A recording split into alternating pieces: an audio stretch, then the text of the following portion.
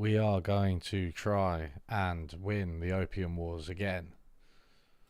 Well, we're not going to try and win them, really, realistically, but we're going to try and get through them. You know. Sphere of influence. Still feel like I haven't really used sphere of influence that effectively. The add-on. I don't know. Or the DLC, sorry. Not even add-on. DLC. What's going on?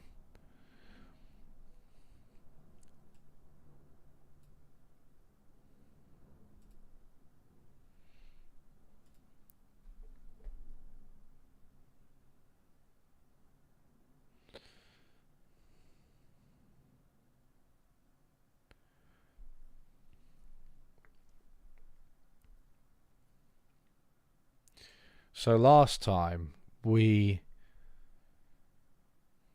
kind of got through the Opium Wars, but I didn't realize how high China's interest rate was on its debt, and then I just got into a debt spiral.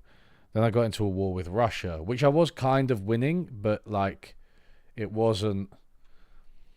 It was just going to drag on for ages and cost me loads of money. And then, yeah, I think I just ran out of like tricks to stop the debt from increasing, like advances and stuff.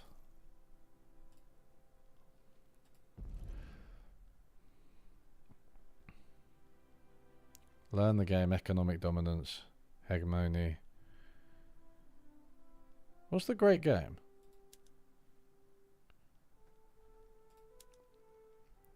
So this is Qing, yeah, so you can only do Qing through egalitarian, right? Iron Man mode. What's it? What happens in Iron Man mode?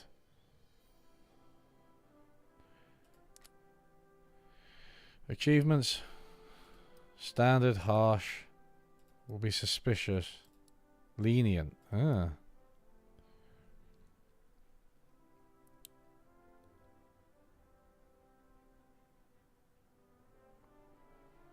What does releasable nations mean?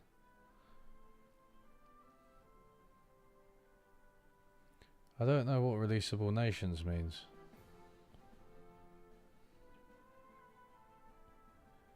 Monument effects. Fucking hell. Don't understand this bloody game. Alright. Whoa, everyone's appeared in chat all at once. Hangover Hayes says, when are you going to have Nathan Tankus on? It's a good question. Maybe after he releases his book. Because I think it should be coming out probably before too long. Picking Winners, A History of the Federal Reserve, or something like that.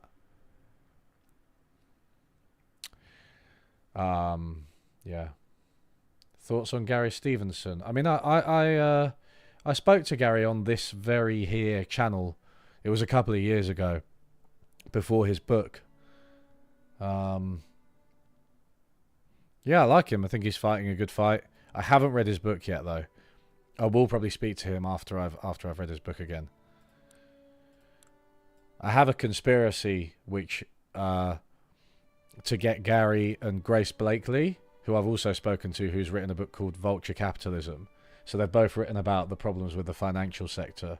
I have a conspiracy to get them both on the same podcast to talk about it. But it's not really much of a conspiracy because I have told both of them and they're both up for it. We'll see when it happens, though.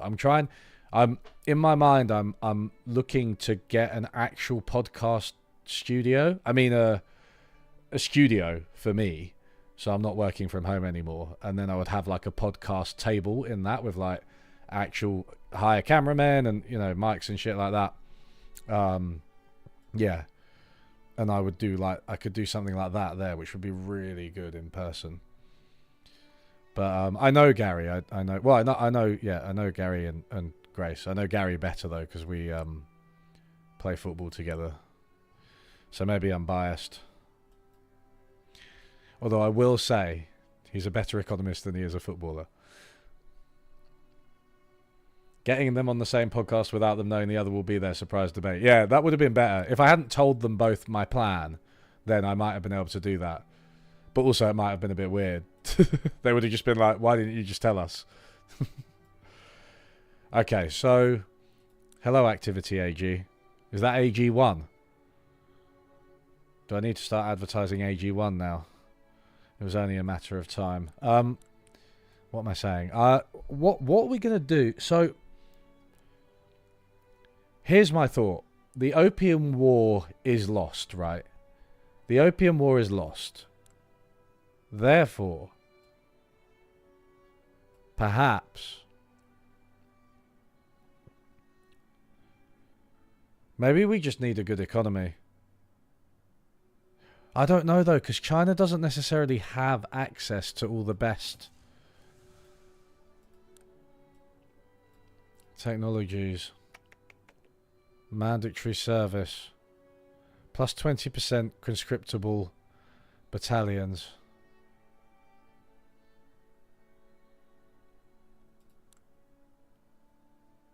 Is it worth doing that?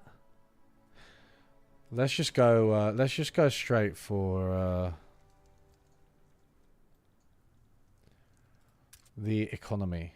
Low organization in the army. That's because there's no bloody commander. Open terrain, mountain combat. Recruit. He has special stuff. I don't know how helpful that actually is. Wait. I don't like the scholar officials. I think we're going to be fighting them in mountain terrain, not...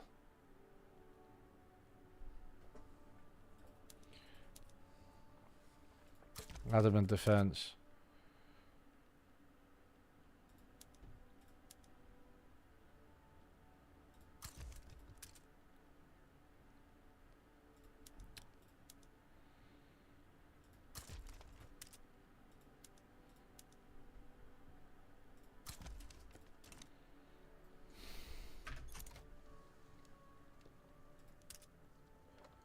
Hardwood shortage. Oh, we liberated the slaves. Great. Let's import some hardwood then. Can we change towards producing hardwood in the logging camps? What are we saying? Sawmills. Not enough qualifications, of course. Someone was saying that universities are good. Hey, look, I've got a Rethinking Economics mug. Ooh. Someone was saying that universities are good even for China. Even when it seems like you're at too early a stage. I don't know. What's our wood situation though? I don't want to produce hardwood and then... See, wood's relatively expensive. Oh no, sorry. No, it's not. No, it's not. Wood's alright. Okay. Let's go towards hardwood then. Fine. Good. Good and great.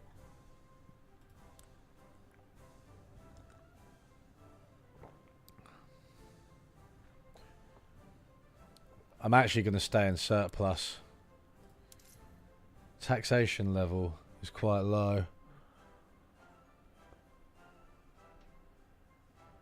We've got a lot.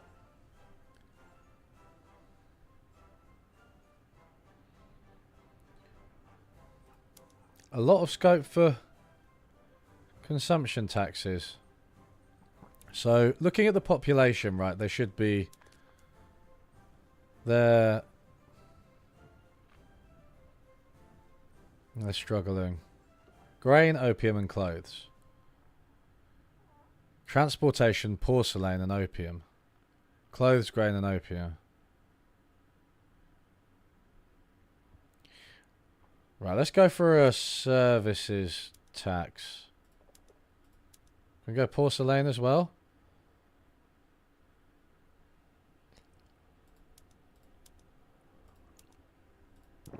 And transportation.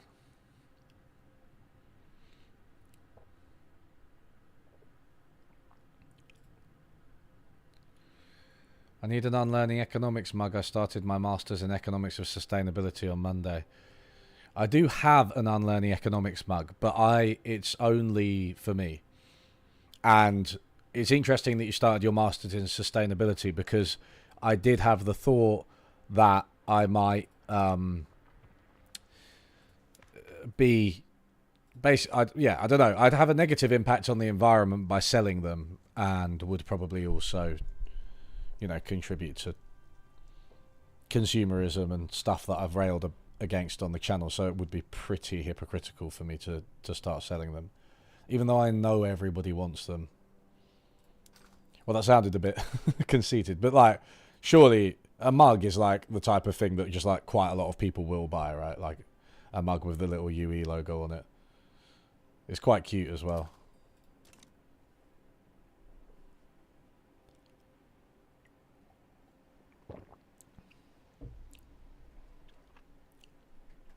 Economists from East Asia that I follow. I mean, the most obvious example you probably know is Hagyun Chang. I'm quite bad with names though, so I don't really follow names. I subscribe to journals and I read books, but I might just like not remember somebody's name. I mean, obviously there are a lot of like prominent East Asian economists who are migrants or perhaps second generation migrants in like major departments and stuff. I can't think of any more off the top of my head. So, 1 second. So, 0 buildings under construction. Bloody hell! All right, okay. So logging camp. So we're gonna, yeah.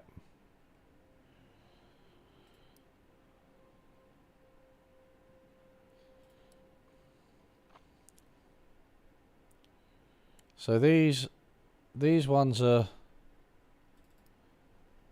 pretty productive, right? So we'll just expand those.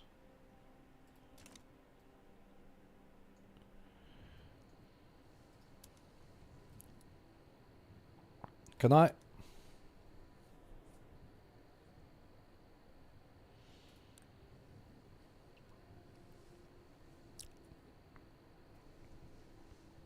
Consumerism is good, but addiction is bad. But where do you draw the line between those two? Surely the reason that people hate consumerism, or some people do, is that it's a type of addiction, right? Like shopping, retail therapy, screens, right? Lots of addictions that are either about buying things directly, the rush you get from buying something, or like after you've bought something, your addiction to that specific item, like staring at a screen, which I do obviously like more than most people in a screen addicted world.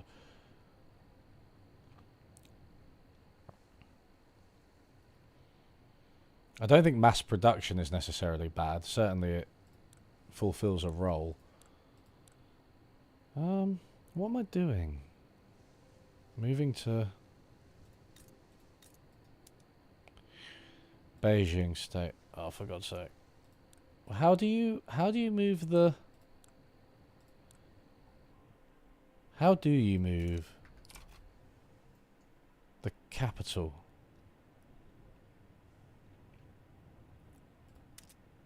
Market access. I don't think there's anything I can do about that.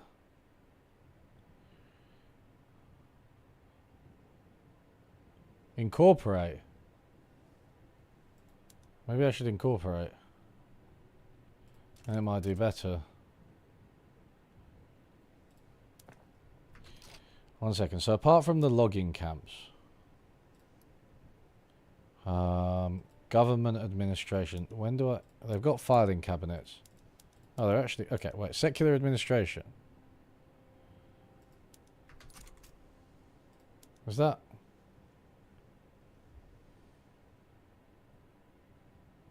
Okay.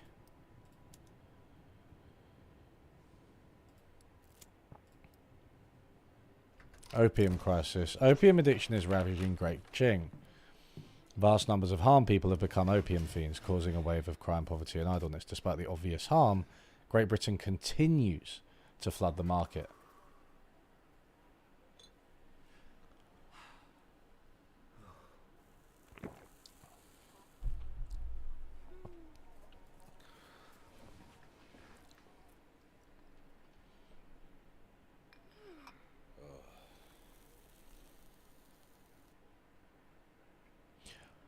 Um,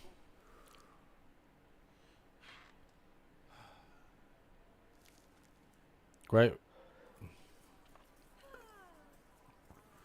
We cannot risk the ire of Great Britain. Right, so we're just basically straight into the war. It's even sooner than I remember.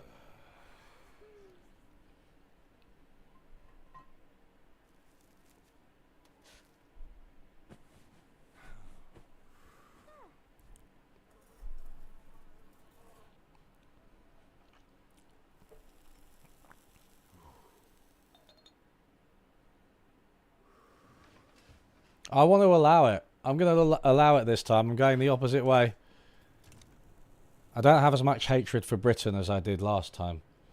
My boss was railing on about how great Thomas Sowell is, so I sent him a link to your video and explained there's a part 2 coming out as well. Ah, great. You're doing the Lord's work. I wonder if he'll watch it. 3 hours. There's a part 2. There may be a part 3. So basically, my I was like drafting it, and I split it into sections, 4 sections, right? And that's not 4 parts. I mean like 4 chapters, right? Almost 4 sub videos. And then I looked at it, and I was like halfway through writing it, and it was already as long as the first Thomas Sowell video. I was like, this thing's going to be like 5 hours long. Now, there are 5-hour video essays out there. I don't think people would hate it. I do feel like 4 is kind of... You don't see many, at least on BreadTube, longer than 4. Like, ContraPoint's most recent video is about 4. H-Bomber Guy, FD Signifier, right? Like, you don't see that many longer than 4. Which doesn't mean I can't make a 5-hour one, but I do think... Yeah, 5 hours is such a long time. I think 4 is like, you can imagine watching that in an evening, or maybe splitting it into 2. 5 seems like it's long. I suppose the reference point in my mind is probably like a film. Like, I can imagine a film being 4 hours, right? There are 4-hour films. There are a lot of 3-hour films, but 5 hours just seems a bit much. But also, on top of the like actual length, just as... You know, is it just too long as a video, no matter what it's about? I think because it was going to cover so many different topics, including stuff like labour markets, social mobility, the minimum wage, as well as like race and culture, knowledge and expertise, and like intellectuals, all that shit. Because it was going to cover that, I thought, even if people do sit through it, I don't know what they're going to take away from it. I feel like they might get confused. Because, I mean, they might be able to take away the final message, but, like, it's... Even one of the sections is, like, quite technically involved, I think. Perhaps even more so than the first one. Because the first one was, like, quite fun. It was like a... Obviously, it was relatively dense for, like, compared to, like, a video about, you know, Avatar. But it was also... like a bit of a romp, because I just like talked about random shit like Alexander the Great, and there was that bit about like needs versus wants, which is relatively accessible, and yeah, so I feel like the next bits are a little bit more technical, and so having like the technical stuff on all of those topics, I think it's just too much to bear. So I've been debating. It seems likely I'm going to split it up now, part 2, into 4 parts or something. It's like Harry Potter, right? How many parts I split it up into is not clear to me yet. It could be 4, as in 4 of the each of the chapters of the what was going to be a 5-hour or 6-hour video, or I could do it as a trilogy on Thomas Sowell. So 2 more videos that are like quite long, maybe as long as the first one. Or I could maybe miss out. I've kind of flirted with avoiding the debate about race and culture, partly because I don't know as much about it, partly because it's a bit of a a bit of a firecracker, that one. And you know, I don't how much insight do I possess into like African American culture? Like, you know, why are you going to listen to me on that? For obvious reasons. Not even American, right? So I've considered skipping that and maybe coming back to it at a later date with a different video. But I don't know. I don't know. I'll have to see. I really will have to see. Also, if I split it up, I will be able to release, like, obviously the first part sooner than if I waited to put it all together. Why do you think Thomas Sowell is so popular? I think he's... There are numerous reasons. I do think that conservative intellectuals get elevated a bit.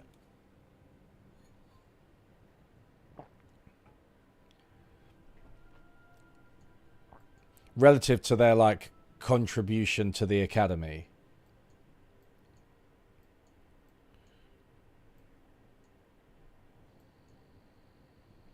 But, and then, yeah, there's the whole argument about him being a sort of, you know, token black conservative and, you know, a traitor to the race and stuff. And that always comes up with Sowell. Again, I don't really have too many thoughts on that. I do just think that conservatives generally get elevated. If you look at things like, you know, I'm sorry, it sounds like a left-wing conspiracy theory, but things like Koch money and free copies of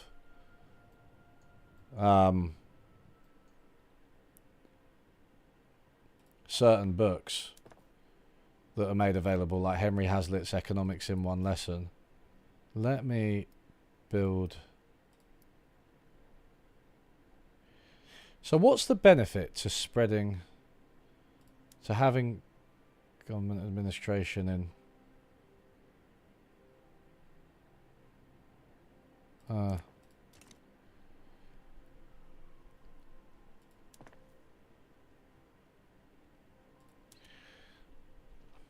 but there are positives. There are things about Thomas Sowell that make him appealing, right? That are separate from whether you think like there's a pro-conservative bias, or not even a pro-conservative bias overall, but enough funding and influence for conservatives to elevate him into the national debate. And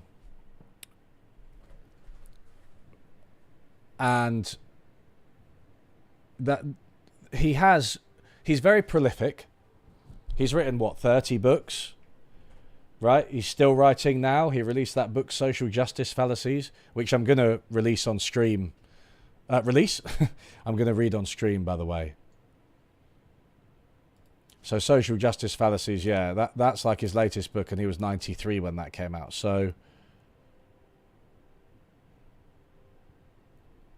he does release a lot of books. He engages, I think, with a lot of issues that matter to people, that people are concerned about, with economics, the minimum wage, race and culture, social mobility, and how countries grow, how wealth is created. He engages with all of this stuff and much more. Education, charter schools. He writes very clearly. I wouldn't say he's like a fun and lively writer. He's quite tedious, but he does write very clearly. Like, you don't come away from a Thomas Sowell book being like, oh, I didn't really understand what he thought or what he meant.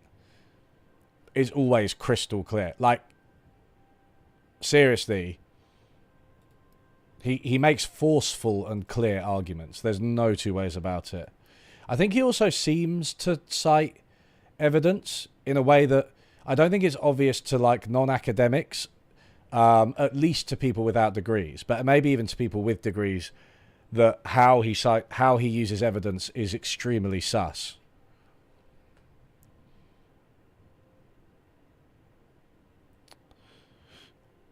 Although there is one other thing to say, is that you say, why is Thomas Sowell so popular? I mean, in one sense, he isn't, right? He's Seoul is not just overrepresented on the internet, right? So Seoul isn't really respected in academia. He does have some stands who are more among the kind of University of Chicago old guard where he trained, like Milton Friedman liked him, George Stigler, Gary Becker, I think, James Buchanan, and there's like the GMU economists who are overrepresented on the internet, George Mason University, they like him as well. But I don't really think, you know, it's no exaggeration to say that you can go through an entire economics degree, an entire PhD, and frankly, you could probably go through an entire successful career in economics as an economist in academia, or maybe working for the government, for a central bank, or perhaps working for even in the private sector. You could go through a successful career as an economist without hearing about Thomas Sowell, right? Whereas, for example, you couldn't go through a successful career as an economist without hearing about Milton Friedman. They have similar views on a lot of things, right? Both University of Chicago, but you will hear about Friedman, if only for the permanent income hypothesis and his contributions to economic methodology. You won't hear. There's nothing that Thomas Sowell has contributed that has like any stature in the academy, right? Because a lot of his arguments aren't sourced properly. They aren't academic. He doesn't engage with modern statistical techniques, the kind that economists really focus on these days. He just doesn't engage with them, not reliably anyway. So he's not that popular in the academy. But even among like pop economics, I mean, I used to blog, right? I used to blog in the heyday of the economics blogosphere, which was like, I guess, the 2010s. Maybe a bit before that. Maybe it was something like 2005 to 2015. And from interacting with people online and libertarians online, I will have heard the name Thomas Sowell at some point. I did know it. I'd heard it. But even though libertarianism, American libertarianism, was still extremely overrepresented on those blogs, right? And equated with economics when it's not, I still didn't hear that much about Thomas Sowell. It's not just that he's overrepresented like outside the academy, right? I mean, I think most people who read popular economics books, they're more likely to have heard of like Freakonomics, Tim Harford, the undercover economist, maybe Hajun Chang, Mariana Mazzucato, Stephanie Kelton, Kate Raworth, maybe even Stephen Landes, I think. There's a lot of these pop economics books, and I don't think Sowell's up there with those ones. So I think he's not that popular with the sort of pop econ crowd, not as much as you might think, as well as not being in the academy. But even on the internet, I don't think he was that popular in the economics blogosphere. I didn't hear about him. It's literally YouTube, right? And it wasn't until I started YouTubing that I started seeing Thomas Sowell everywhere. And I think as YouTube has probably grown, and now you've got more economics video essays, or more video essays, and more going on YouTube, and people use it more as a source of information, as a source of media instead of the TV and stuff. Sowell's influence has probably spread out of YouTube in the past few years, right? But he is overrepresented, right? Not just outside the academy, not just on the internet, but on YouTube specifically. So it's easy to overestimate his influence. Now, with that said, he has still sold a lot of books. But selling a lot of books is like, it's not actually that many in absolute number, right? Someone can sell a lot of books and still most people don't know them or haven't heard of them. But everyone's heard of Freakonomics, right?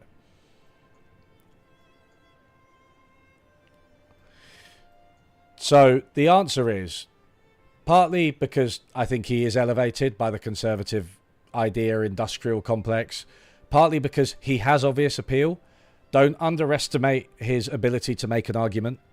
But partly because you're probably overestimating his influence by being on YouTube.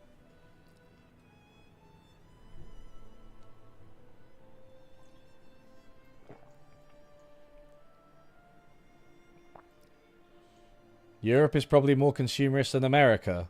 Most European billionaires make their money off overpriced garbage. What you mean, like Bernard Arnault, who's head of Louis Vuitton, the Frenchman? It is mad how big that empire is. He's the richest man in the world, and loads of people don't know his name. I'm probably mispronouncing it. I think maybe I should. I can't be asked to look it up, but average Brit. Bernard Arnault, though. I think it's Bernard Arnault. Has there been any talk in my circles about Labour's winter fuel allowance cuts? Yeah, I don't know what you mean by my circles. I mean, I just think it's extremely depressing. And although I am glad that the Tories aren't in charge, I'm not glad that Keir Starmer's in charge.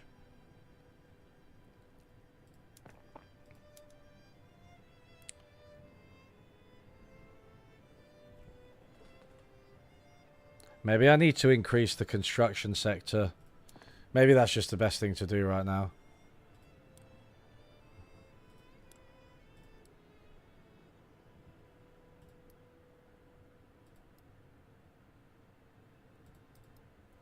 Get it up to 10. It's an arbitrary number, but it's the number of fingers I have, so. Milton Friedman made major contributions to the field. No, he did. He did, like that. It's just undeniable. That's why I used Friedman as an example, because I'm not just being like, you know, I don't like libertarians. The point is that even if you compare Sol and Friedman, Friedman will come up. It's a bit like conservative comedians. They're very few in number, so each individual one gets way more combined focus than the multitude of progressive voices. Yeah, that's true, yeah. That is true. But the thing is, okay. Thomas Sowell, like I said, has appeal. How do conservative comedians make a living? Like, it seems that they can only make a living because they buy into this like anti-woke stuff. And so they've got a political audience more than a real comedy audience. Like, have you seen Joe Rogan stand up? And I know he's not a conservative or whatever, but like, he's part of that whole area, heterodox, intellectual dark web type shit. Have you seen input goods shortage of iron? Oh, maybe we need iron because then we can upgrade, right? It's literally so bad. It's actually unbearable, his stand-up. And you take like someone like Konstantin Kissin, right, who is a comedian who's just like pivoted into anti-woke stuff. Like, he's not particularly funny. Like, what does he say? He's like, I will worship at the altar of Greta Thunberg. Like, it's not a joke, dude.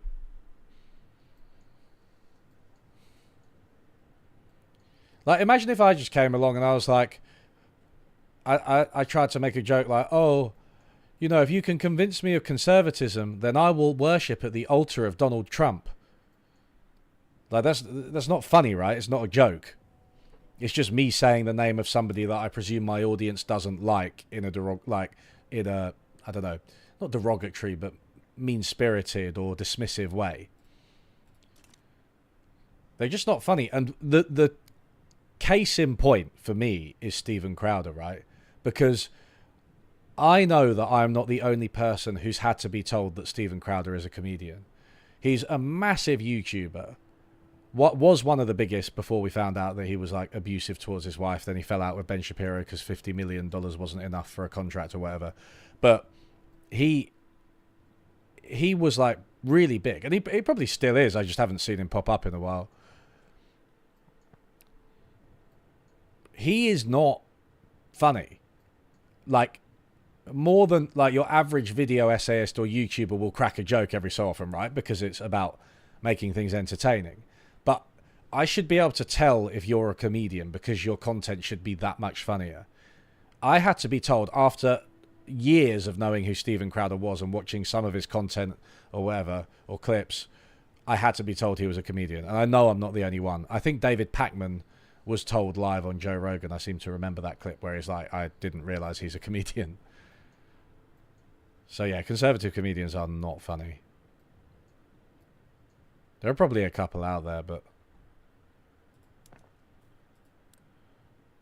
yeah, I don't know if Thomas Sowell's the equivalent of Steven Crowder.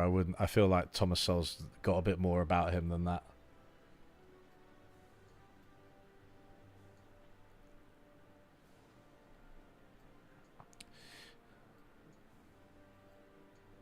To be fair to Joe, him standing up isn't very different to him sat down. See, that's a good joke.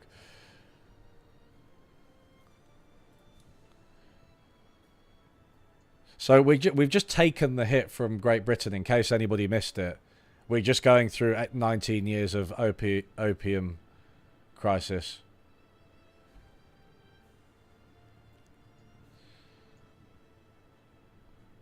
Most of the conservative comedians I've seen literally just do funny noises in their stand-up. Joe Rogan screams a lot in his latest stand-up. Yeah. And pulls faces.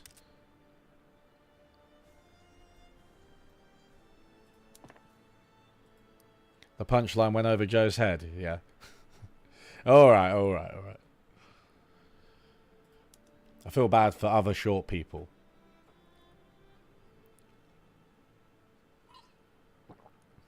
See, Joe Rogan might not see that, but your short friend will. Right, want a bit of Iron Mine. What's the budget saying?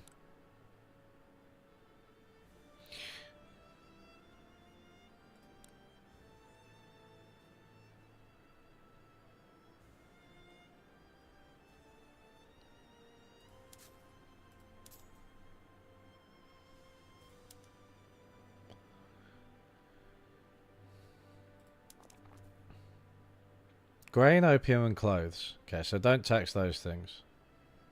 Clothes, grain, and opium. Transportation, opium, and porcelain. Okay, so as long as it's not those things, right, I'll...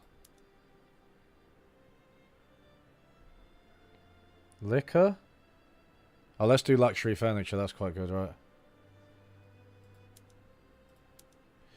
I mean, opium is a lot, but I think that's going to lower everyone's standard. I don't think taxing opium... We discussed this last time, if people were here. I don't think taxing opium is like a way of combating opium. I just think it takes away from poor people's income. Tea.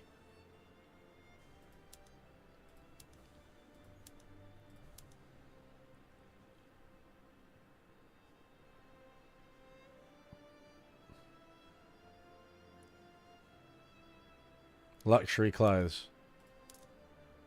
Oh dear.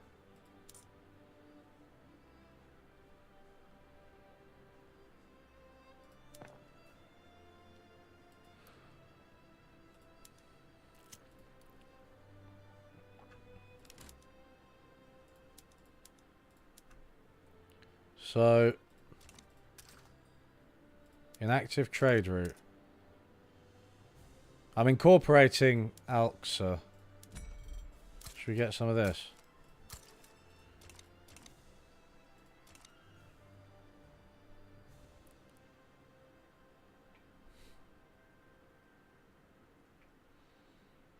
Right-wing Indians are very funny, although a lot of it is making fun of Indian socialism, so it might translate to capitalist cultures. Right. That makes sense, right? I mean, I don't know... Yeah, I don't know any Indian comedians, like, within India. But I should imagine that comedy in, like, the USSR was fairly right-wing and, like, maybe pro-capitalist or pro-individual freedom or whatever. And I should imagine that it was pretty funny. I mean, Eastern European humor is very funny. So, like, yeah, that makes sense, right? I think the main problem that modern conservatives have is that they're just, like, being mean about trans people and stuff. And they've sort of forgotten the difference between, like, a joke and just insulting people. Small price to pay for the march of industry. I've got so few loyalists. I can't. The outrageous abuse of the common man cannot continue. Fine. I'll do the nice thing, but...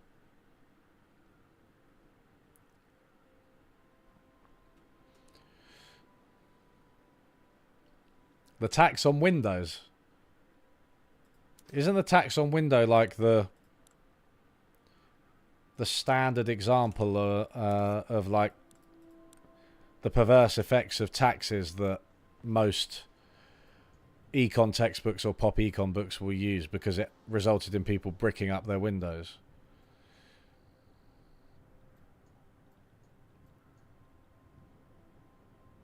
No, we don't have that now. Subsidize the opium. Could do. Could do, could do. Opium plantations. See, this is what... I don't... Like, there aren't any effects, right, of consuming opium on the population aside from the event Opium Wars. Is that right? Should I just lean into opium?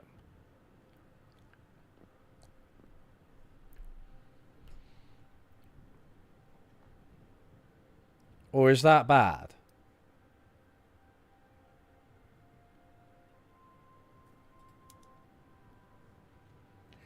The problem is that conservative humour isn't about making funny jokes, it's about saying things that offend liberals and then laughing at their often hypothetical outrage. Yeah. And I think one thing Joe Rogan does in that stand-up is he like makes a joke that just isn't funny. And then he's like, oh, don't be offended, I'm just kidding, ha ha ha. It's like, we're not really offended, you're just not funny. Ricky Gervais does something similar. I think if you're telling your audience off for not laughing as a stand-up comedian, then you've fucked it because it's your job to make them laugh. And yet, I mean, that's an obvious point really, isn't it? But and yet quite a lot of prominent comedians in that space seem to do that quite a lot.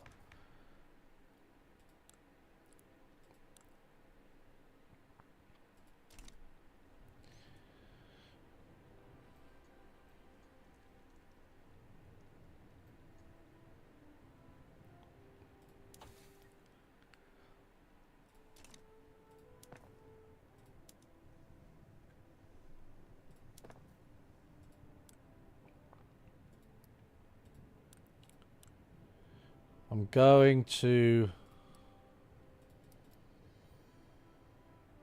build more construction sectors first. But we need to see... I mean, obviously do that. We need to see what's going to happen.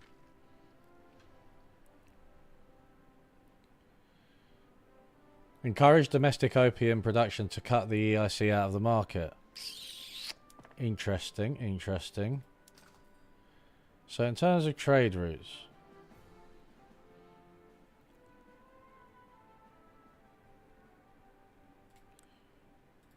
opium.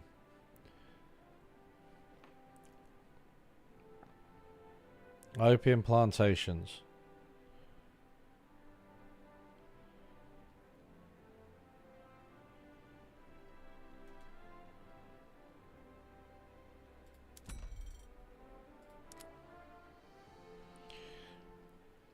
So I'm already importing it, right?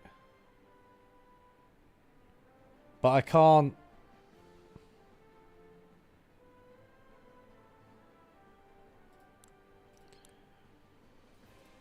Mate, should we just lean into opium? That's definitely the funniest thing to do. And if it's the funniest thing to do, it's also the best thing to do.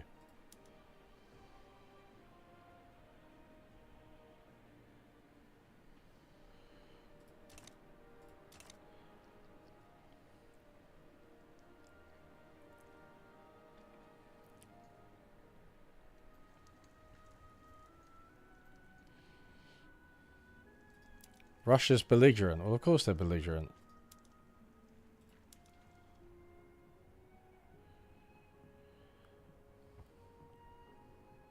Amicable.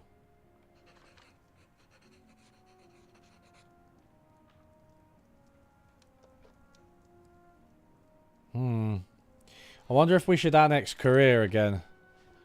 What's my army saying?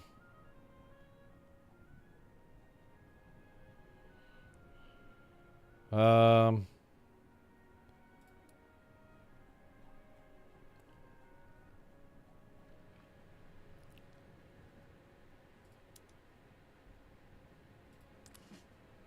Hmm.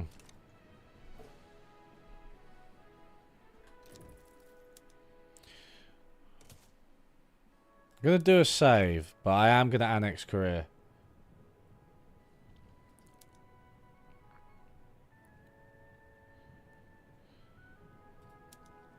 As a non-European, you find it hilarious when Europeans are racist to each other. Does it land? Depends what you mean for land. I mean, I like to insult the French, but I feel like it's a equals thing, right? It's like... It's a joke. I don't actually have a problem with French people, but like I love to say that they're like, I don't know, rude and arrogant and blah, blah, blah.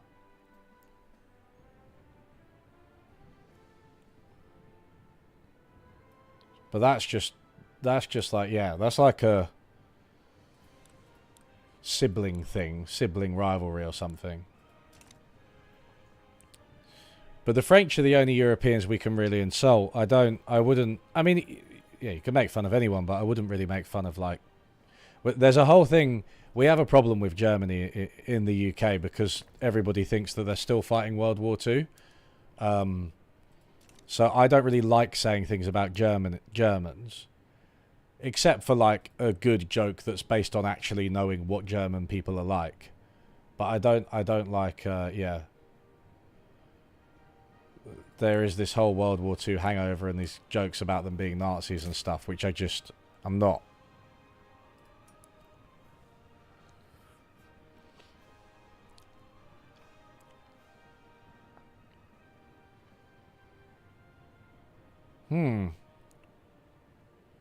The Japanese and Russia might...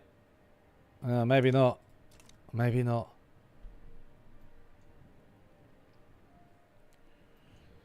Some is just banter about stereotypes, other stuff is true xenophobia, it's very contextual. Yeah, exactly, that's the thing, right?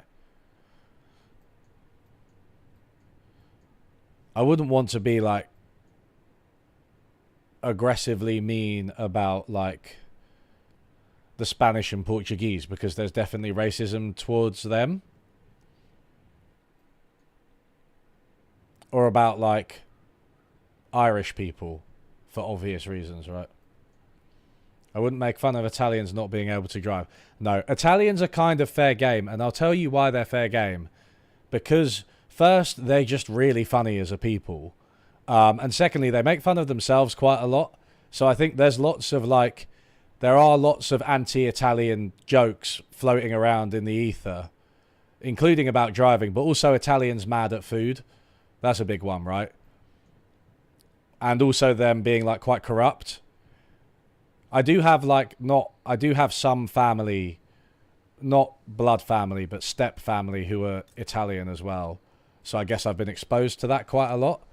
And they always make jokes about it. But I feel like Italians are a bit of a law unto themselves. I don't know. Everyone makes fun of Italians in a nice way, including Italians. But also, Italy is probably my favourite country. It's like, I just think it's an obscenely nice country. Declare neutrality? In everything. Environment, weather, landscape. Food. People.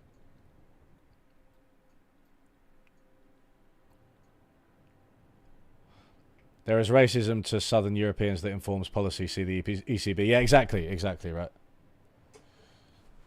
Irish are richer than you now. You can probably do it now. Maybe. I still don't think they'd appreciate it, though. I do have an Irish name, to be fair. Market access in Beijing.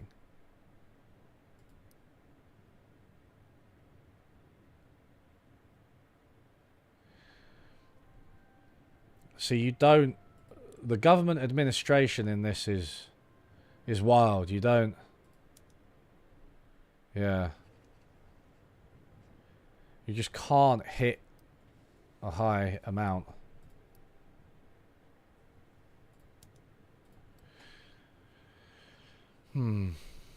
Like you can't collect your taxes as you should, right? Without massive expansions in the government. So what if you go to like here, look, taxation capacity, Henan, overview, minus 87.6% tax collection, using 2016 of 259. There's the stereotype that Italians are bad at doing fascism, mate. They are. They are. They're so bad at it.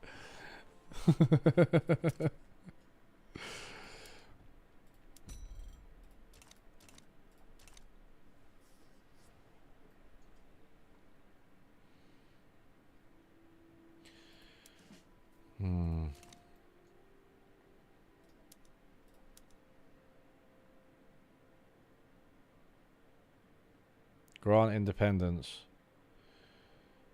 So we are decreasing autonomy. I mean, we've got a lot of... Maybe we should actually begin improving relations.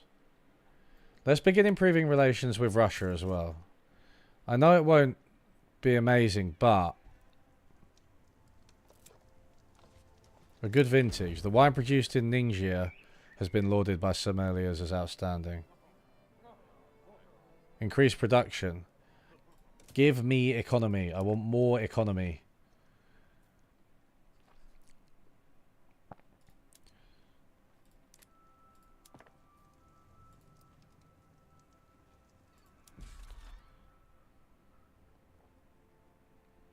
At some point, I'll build some universities.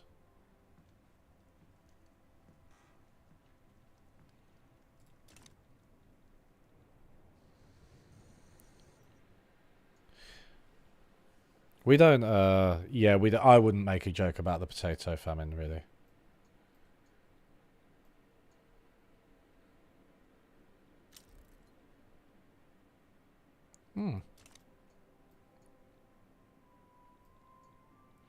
Unless it was a really good one.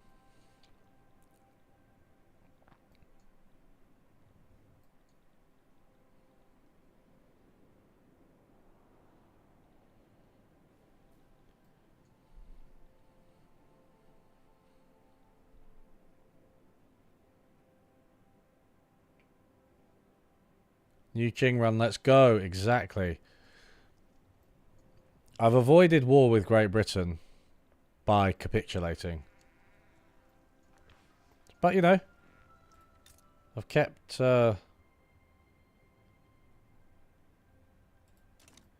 Tibet.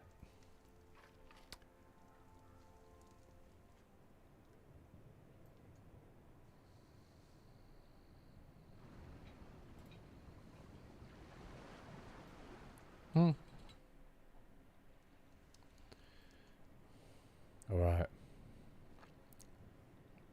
I should bolster the literati. Shouldn't I? No. Wait. Politics.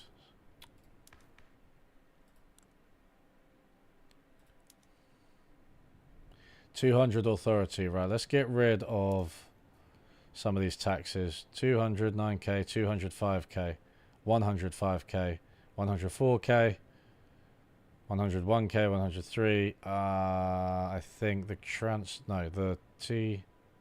that's 2.6, 2.5k, 2.55k. Yeah, I think the transportation one's the best one to get rid of if I have to get rid of 200s worth. Remove. Doesn't even raise that much money. Politics. Bolster the literati.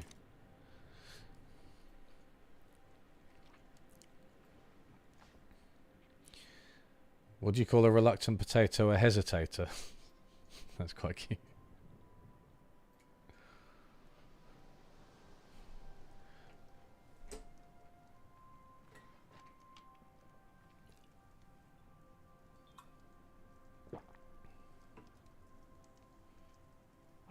What do you call a really reluctant potato? The Irish famine. No, I don't think that really works. Maxed out lumber. No.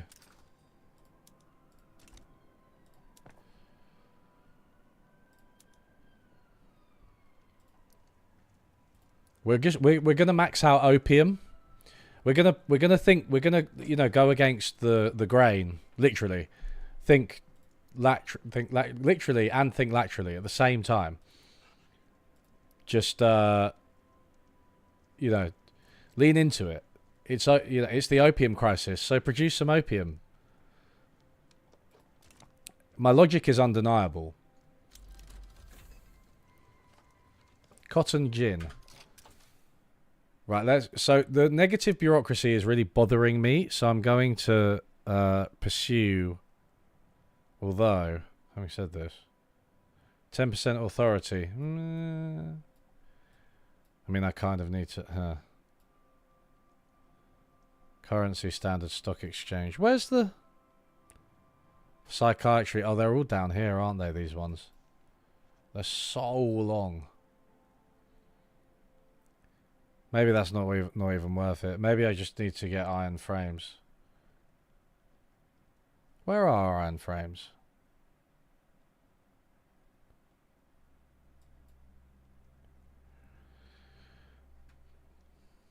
One second. Construction sector. Oh wait, I can have them. Oh, I just need tools and iron. Oh shit.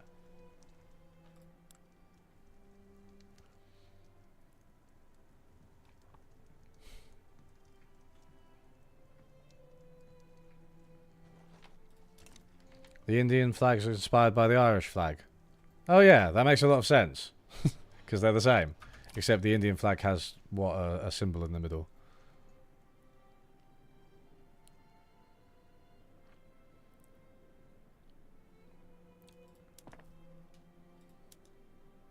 Oh my god, I'm not researching anything. Jesus.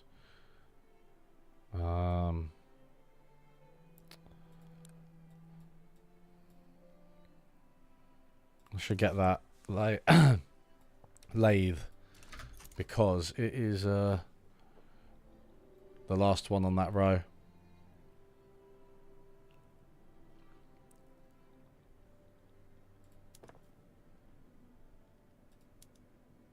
I mean, I can build more construction.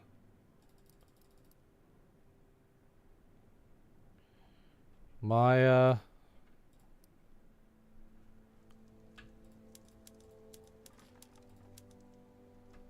did I just whoops? I'll let that government administration sector finish because it's so close.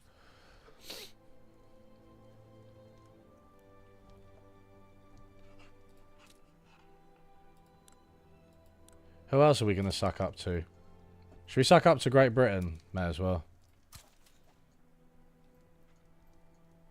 I don't know if that affects any of the Opium War events in the game. Probably not.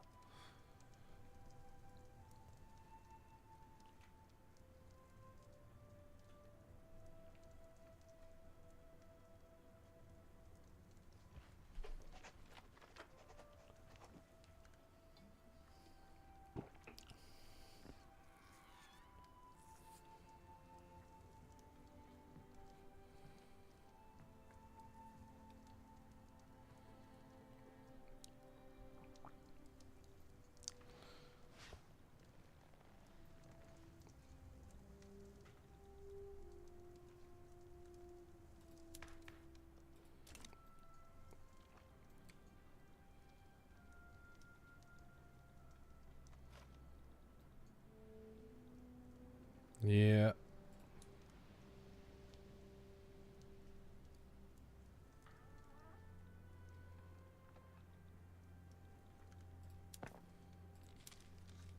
Here we go. Wait, so when that construction sector finished, my budget went up. Oh no, then it went back down again.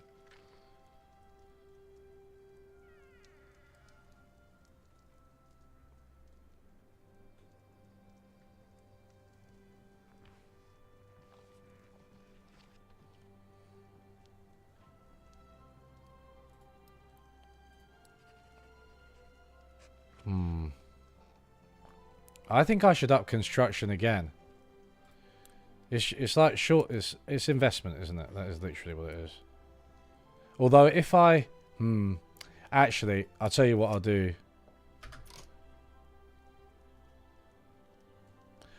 So if I could improve it to iron frame buildings, upgrade it to iron frame buildings, is this that costs money? Right, so the more I've got, the more that's going to cost, which means that I should do it sooner rather than later, then increase construction. Okay, fine. That's fine. In that case, wait, so what do I need? I need wood and... yeah. Tools and iron. Which means wood.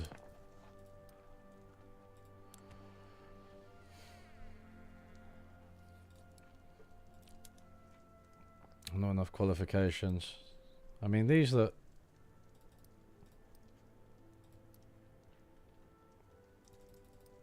Well, actually, it's not there because they're having trouble hiring. But...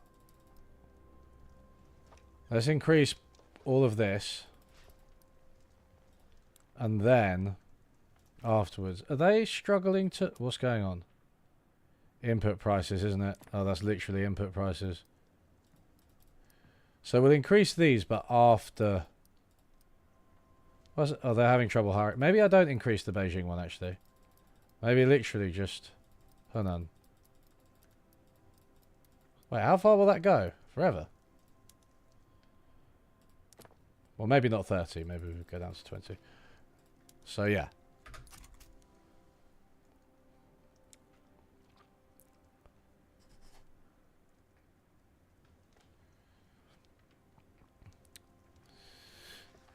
You got the East Coast of Australia drinks coffee. The East Coast drinks coffee, but in Perth they do drink tea. Or maybe that might partly be because my family's actually British. Most of them migrated over. Contentious topics. An event organised by the movement to enact landed voting transformed into a brawl. When the police arrived, no participant was willing to give a consistent statement. Send them all to jail. Keir Starmer. But I do think the coffee culture is like a Melbourne and Sydney thing. More so than it is the rest of Oz. Especially Perth.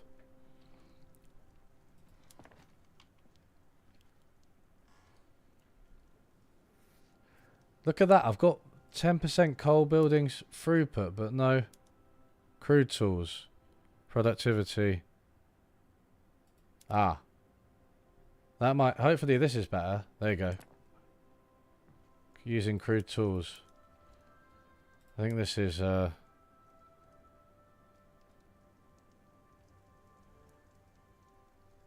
I'm going to leave that one different. I'm going to have them different.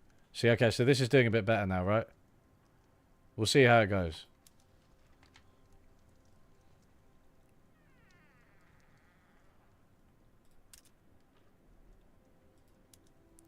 Tools shortage.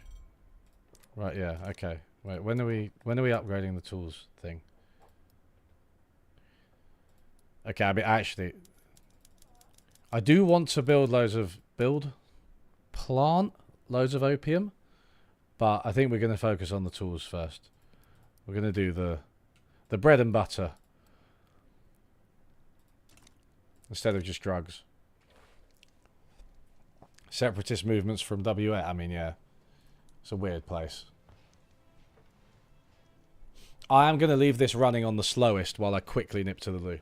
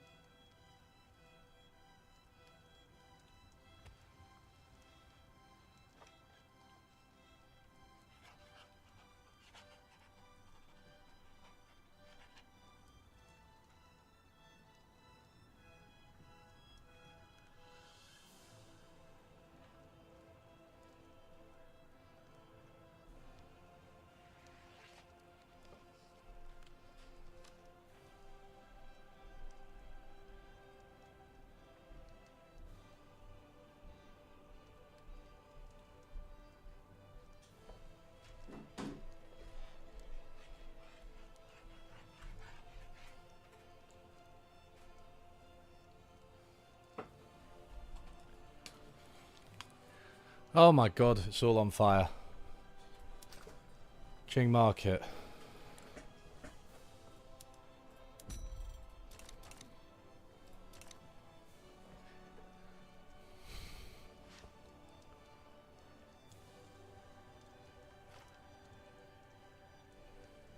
Oh, Lord, does you live in Perth? Oh, you haven't seen that much of a preference for tea over coffee. Sorry, I misread.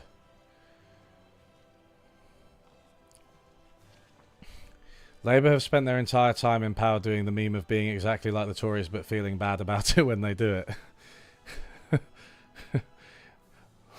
Yeah, I know. They've done a couple of good things, Labour, but I don't. The winter fuel thing is just so cruel and unnecessary. I'm amassing quite the treasury. I am actually Keir Starmer because I'm so scared after last time. Also, oh, you can only have a gold. I'm going to hit the gold reserve limit. Maybe I do need to. All right, fine. Let's run a deficit for a bit. Low taxes. Come on. Let's increase the standard. We're not taxing the people that much. It doesn't make a difference anyway because we barely get any tax from the people. Oh, you do live in WA, yeah. One time an ex-girlfriend of mine refused to return my rice cooker and my friend referred to the incident as a hate crime.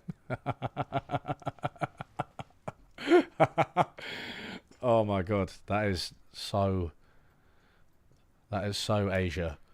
I love that. I actually don't have a rice cooker.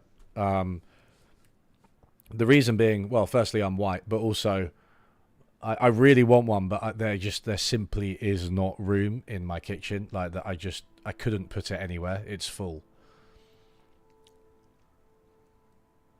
But if I ever got a bigger kitchen, definitely, because they're so good. I have also gone out with one of my ex-girlfriends was Vietnamese and another was Brazilian. So I've had it hammered into me to cook rice properly by both of them, as well as like Asian friends that I met like at school and stuff.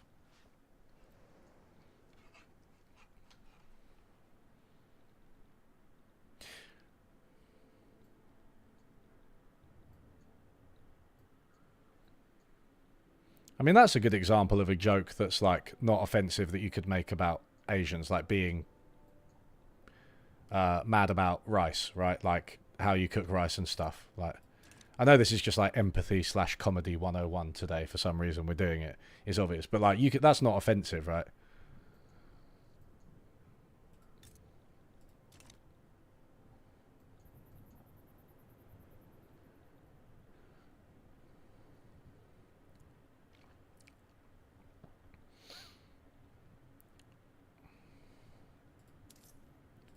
Yeah, let's run the gold reserves down. Let's run them down. I don't mind running like a deficit as long as we got this much of in reserves. See, the standard of living's gone up a bit. Come on. Iron mines.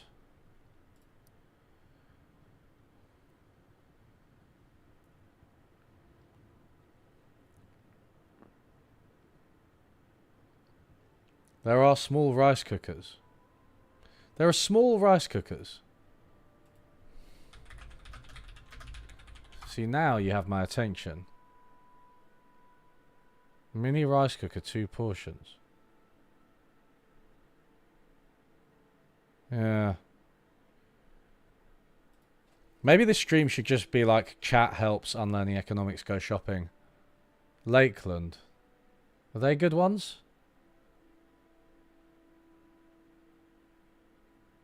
But that's, how small is that really? Oh, it's slightly bigger than a bowl.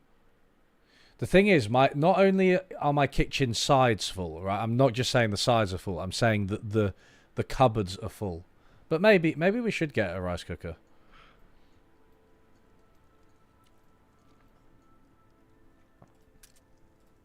Yes, I know there's a tool shortage. We're working up to it. We're working up to it.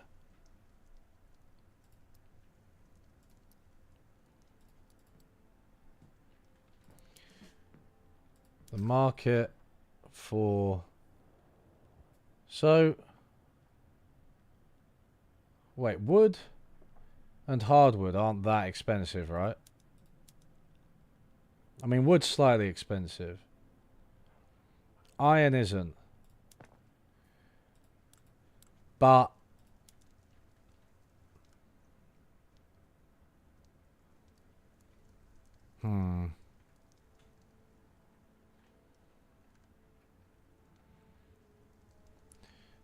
So we need to build more iron. Oh, and it's not just... Okay, so this is the problem, right? So what... We can't change any of the techniques. Maybe we subsidize iron? Maybe we subsidize iron?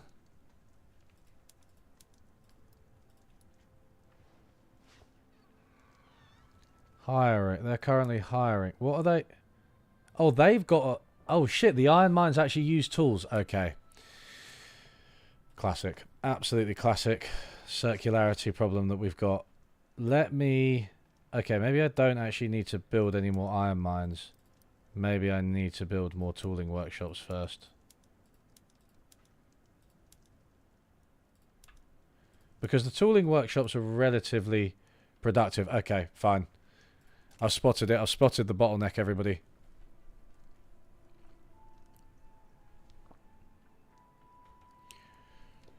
The thing is, I struggle to cook rice because usually I'm just cooking for myself, and that's like it's like a small amount of rice to put into a normal saucepan. It's quite difficult. I guess that's part of the point of rice cookers, right? But yeah, I end up making too much and then like thinking I'm going to use it as the leftovers, but then not using the leftovers, which is like shit. I know rice isn't like super expensive, but I don't know. I don't like waste.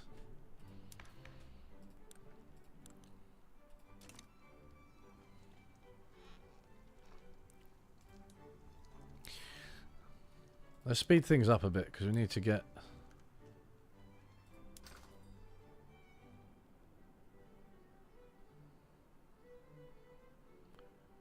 I just want to see how the market price of tools is changing.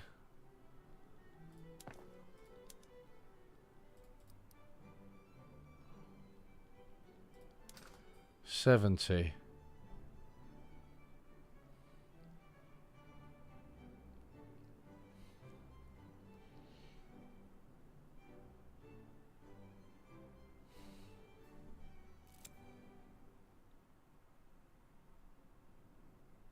Undeserved blame, what's happening?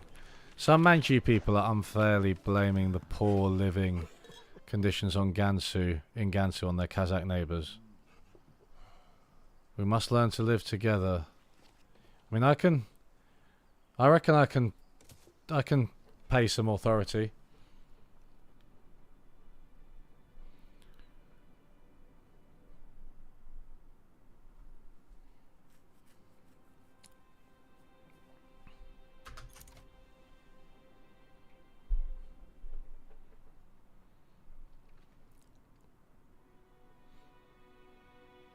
Okay, it is going down. It is going down. We're doing it.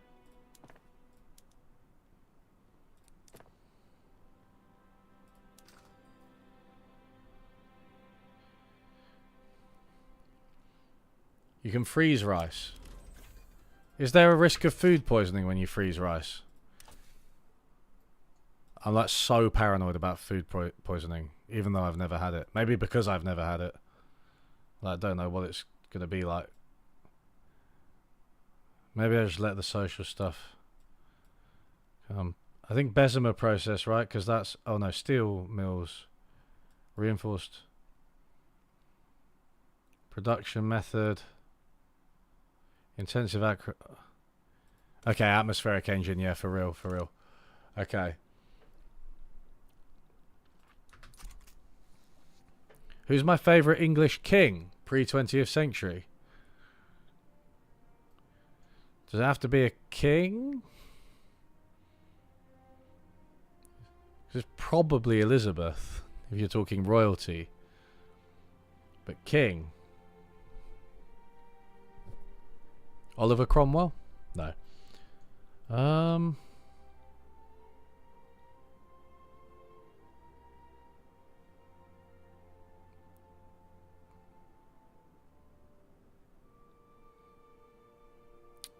I'm not sure.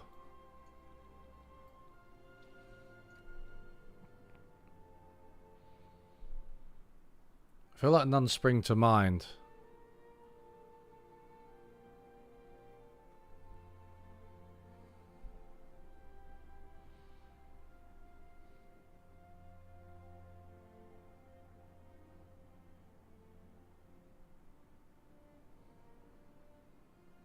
Other than Elizabeth I.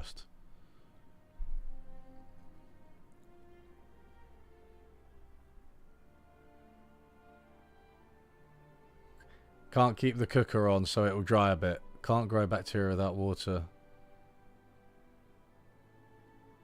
Wait, but if you... But you can't keep it on like overnight, right? I mean like...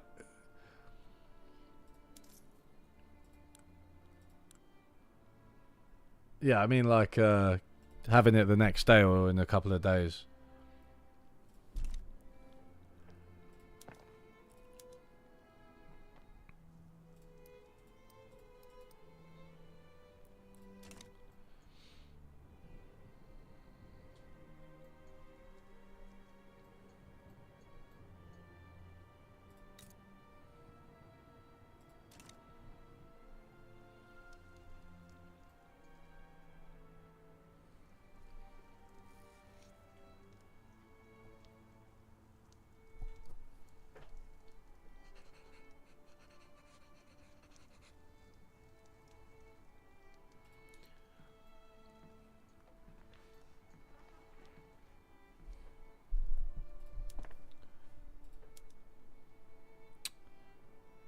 Still, I mean, we're still expensive, the tools, but I reckon when we finish these few, we'll be...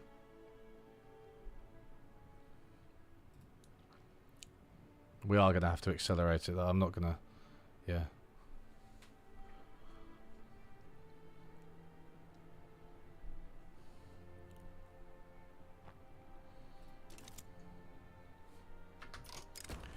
Organisers affiliated with the movement to enact landed voting have embarked on a focused campaign to inspire support for landed voting in Suzhou.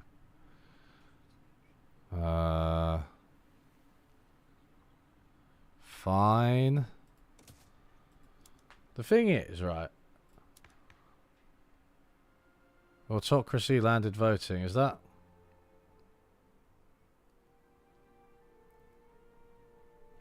What do we reckon to landed voting? So there's no actual opposition to it. Plus 100 authority. Legitimacy based on votes. Government size allowance.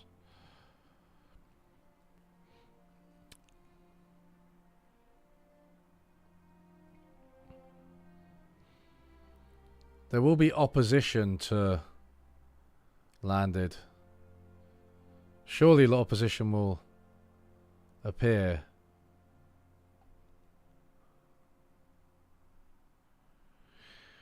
$120 legitimacy, 100 blah blah blah blah.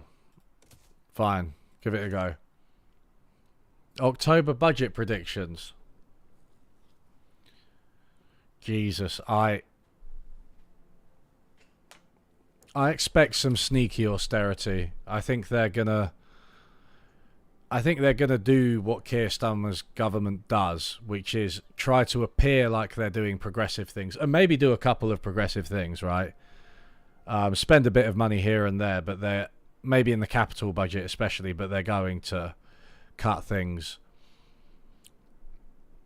I wouldn't be surprised if there was some big change to NHS funding or something like that. Because I think Rachel Reeves hinted at that, didn't she? She hinted at some different funding model or whatever.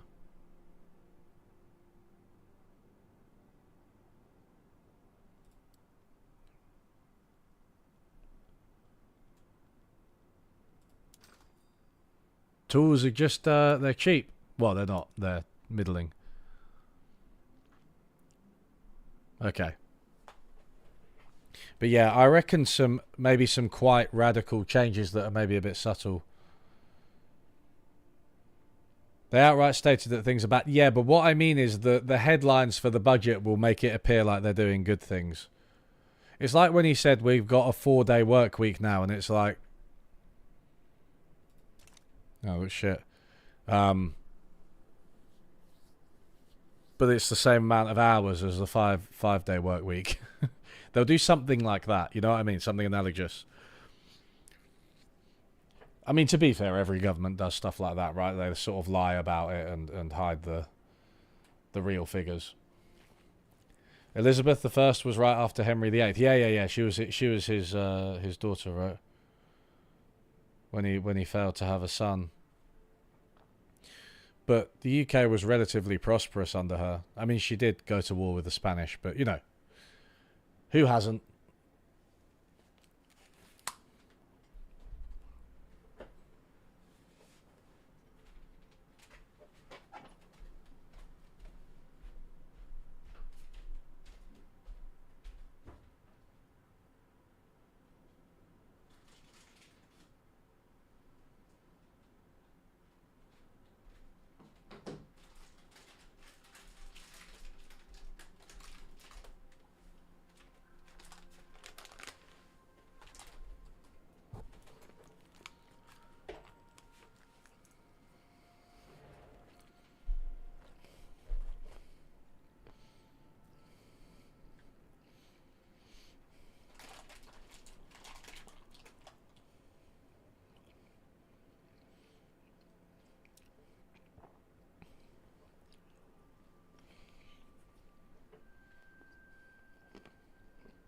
Yeah, Australia grows really fast. And consistently. You guys do really well. Managed to stay out of bother as well.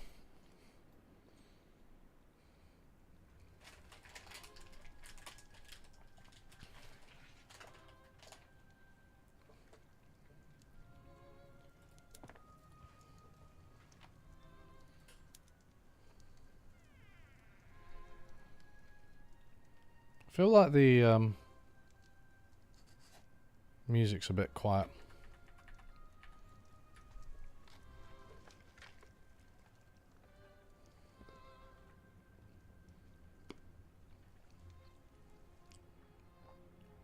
We are slightly increasing the number of loyalists. Man, landed voting is terrible.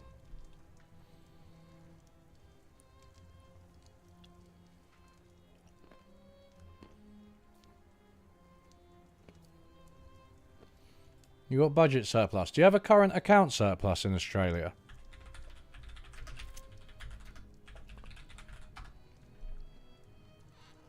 No. You do have a deficit.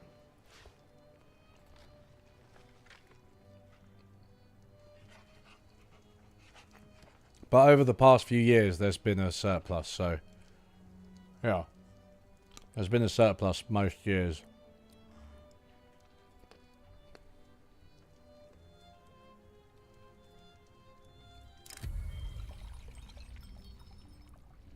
General Yishan Isin Gyoro's personal habits are starting to get in the way of his role as general.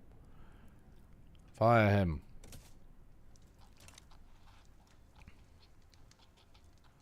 The law debate failed, but it hasn't had a setback. I don't really know what a setback is then. Does that not count as a setback?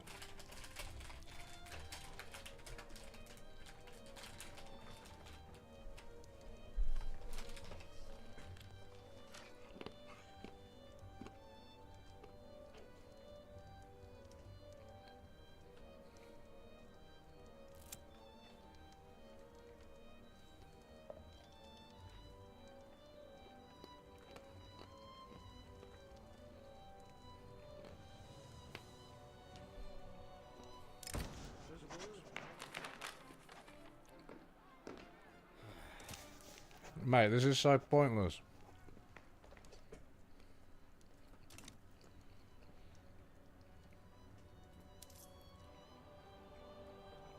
It's amazing how quickly you can run down the reserves. Look at that. That was like here. Starmer apologists have the ability to annoy me. They always act very smarmy, like other people are crazy for criticising him when he's being objectively evil. I'm fortunate not to actually be in contact with too many Starmer apologists. Setbacks only come from events, right?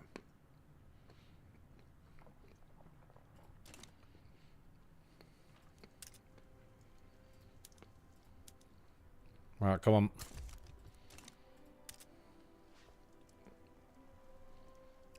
Can decrease autonomy in Langfang.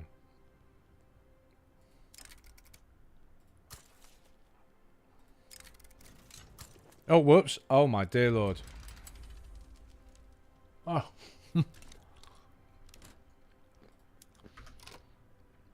Just accidentally started a war with Tibet. Alright, come on everyone.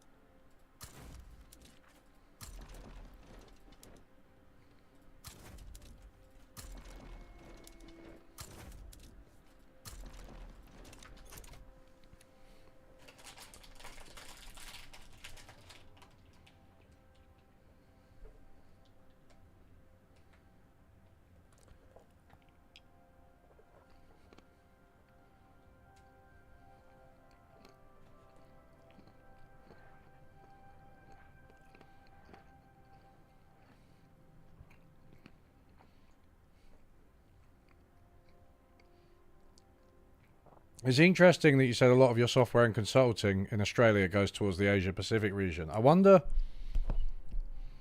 if like a lot of Western, because Australia is like Western, I wonder if a lot of Europeans, especially, and maybe even Americans, underestimate its links with Asia. Because a lot of the mining boom goes to China, right? A lot of the gold is sold to China, I think. Declare interests. Hello.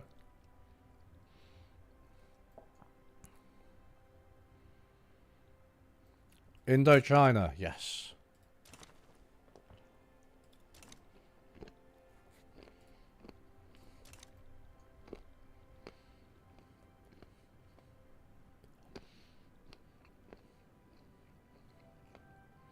I feel really bad going to war with Tibet. Where's Taiwan? We've got Taiwan. Already incorporated. Easy. Completed it.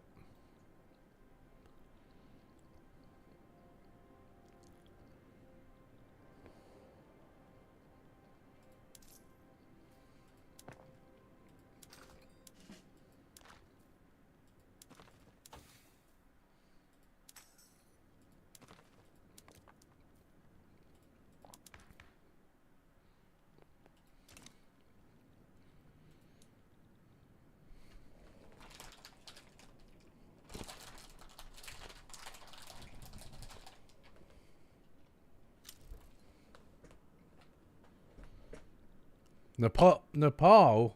How could you? No, that makes sense, to be fair.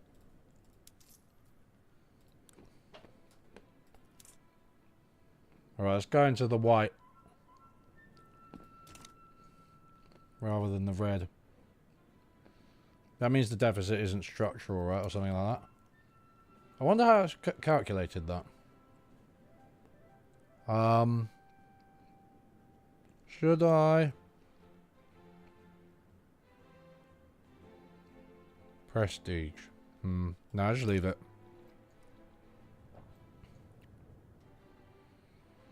Right, this is, yeah. You're the only Western country that has a trade surplus with China. Right. Oh, landed voting might actually happen. Imperial Circle. Bloody hell. They might invade Japan again. Right, so are we actually fighting? Not yet.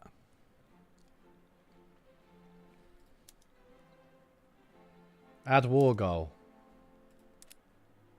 Annex Tibet. Oh, yeah. That's fine. We'll just annex Tibet.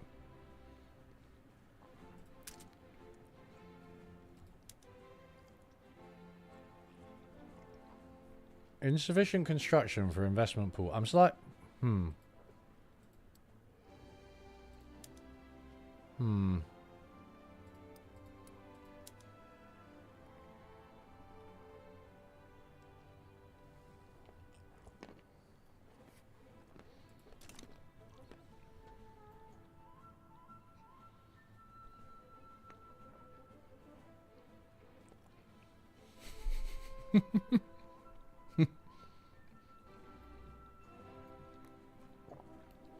You think that people high up in the Communist Party in China like to play this to see what would have happened if they'd won the Opium War?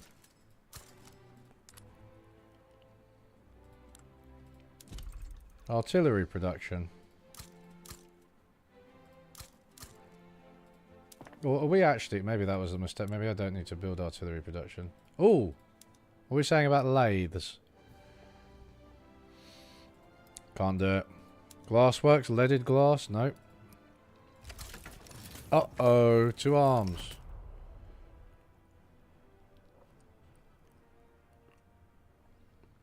One second, just let me... What am I doing again? I was going to... try and build... Arms industries. Give me arms. No. Artillery. What? 1 second. Artillery foundry. So that's actually what it's called. Well, there's no point in building them because they don't... They're not productive. Where's... I can't find the artillery foundry, like, on here. I don't get it, I don't get it.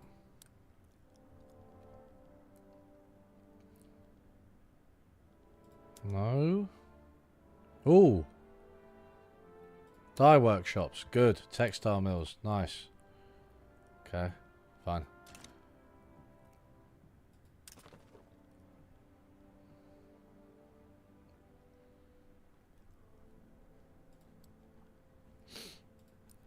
They want to increase autonomy.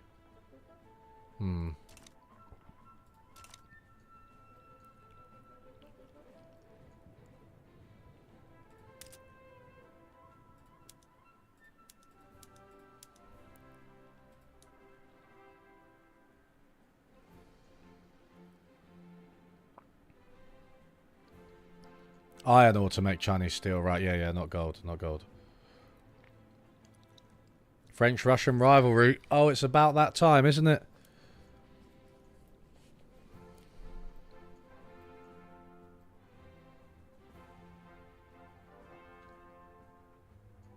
Russia's mental, isn't it? Imagine running Russia. I mean, I'm not trying to, like, do any Putin apology here or anything like that, but... like... it just, like, borders everywhere. It has a border with the US... with Eastern Europe, and with China, and Japan.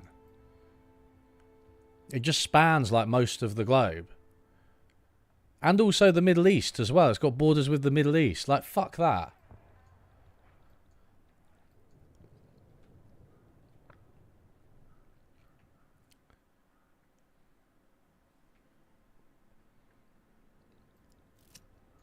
Grassroots support for law. Yay. Might actually happen. What are these guys up to? Look.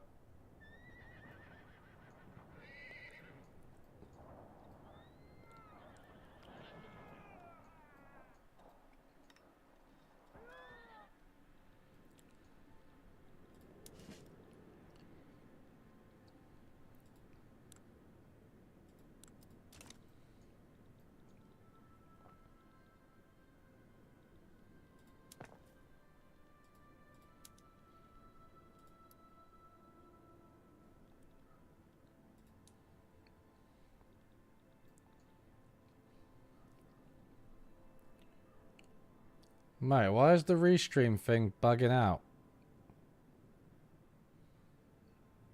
Oh, it's only bugging out for me.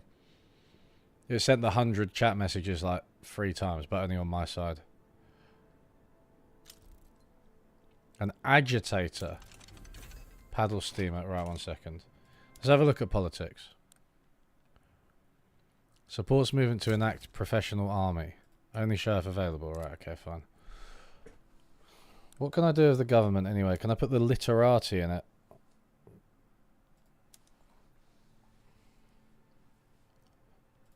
Good, good, good, good. This is what we want, right? Get the literati into it. They'll start trying to enact stuff. Then we can go. Russia defends itself with winter. Turns out Finland also defends itself with winter even better than Russia. That is true. We love Finland. An event organised by the movement to enact professional army transformed into a brawl as opponents of the movement infiltrated the crowd. When the police arrived, no participant was willing to give a consistent statement. Give them all a day in jail. No, don't. I don't want to screw over the armed forces while we're at war. Sins of the past. Proponents of... Ooh, colonisation unlocked. Fantastic. Proponents of the landed voting reform have called attention to past abuses of power by the current regime as a reason for why this change is urgently needed. Power corrupts, which is why the powerful must be held to account by the voters. Good. We're heading towards voting. This is liberal thought. Literati are powerful. It feels like, although it's bad, it's much easier to just like go through the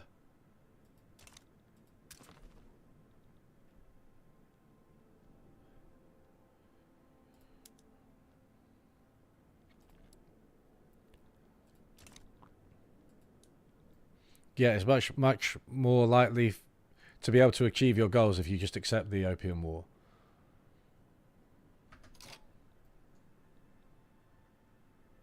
Oops.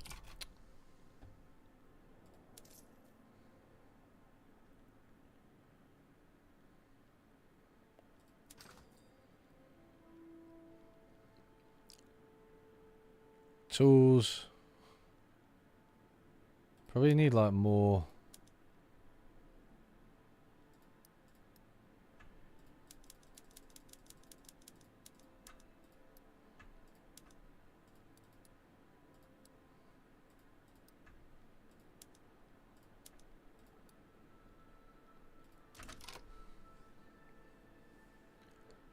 Did Finland and Sweden end up joining NATO? Last I remember, Turkey was cock-blocking them.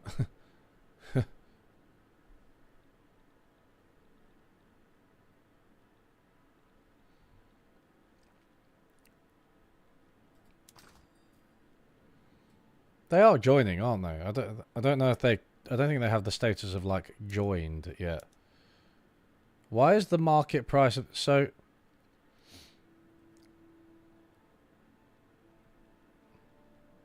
Right, it's relative, right, so it's only... Okay, I see. Expensive for opium, expensive for man o' wars.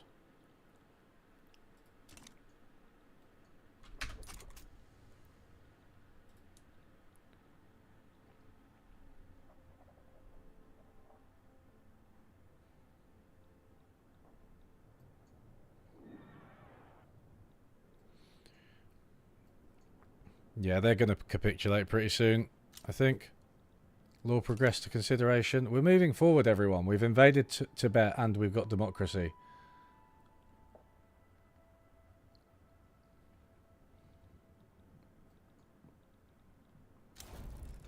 Yes.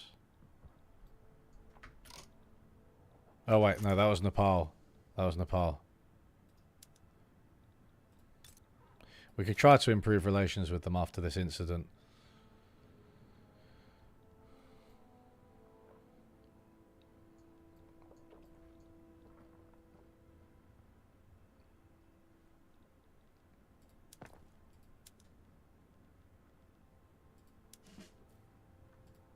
Let's have a look at the tooling workshops.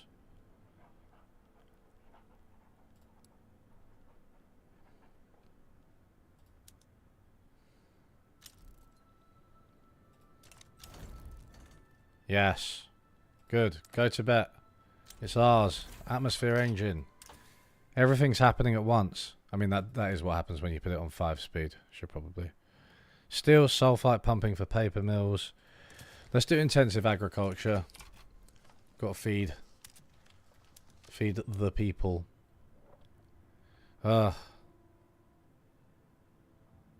Inspirational orator. Okay. He might get a bit too big for his boots, that guy, though.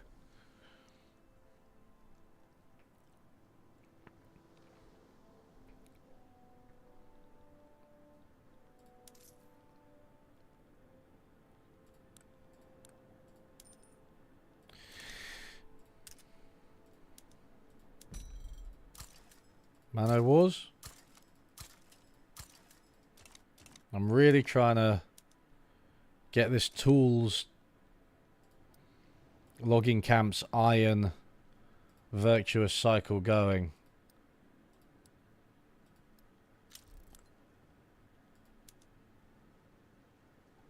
Coal. Gold discovered in a moor. Nice, nice, nice.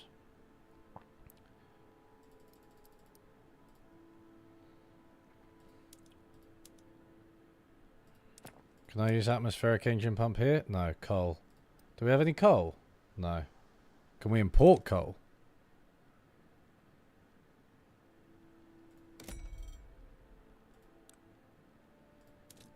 Yes. Costs money and bureaucracy, but it's worth it. So, at some point I can do this.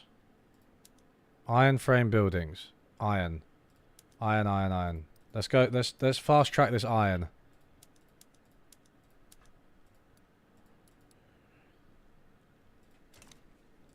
But the other iron is it's not very productive, right? That's partly because tools are so expensive. Never ends, eh?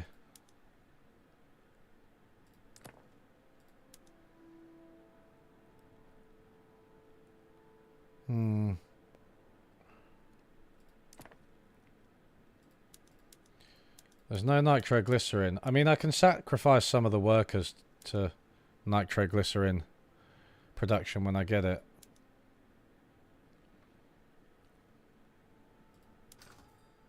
Coal's pretty expensive. Can we build coal mines? Oh, what? We can? Well, why didn't somebody tell me? Right. If I can... No.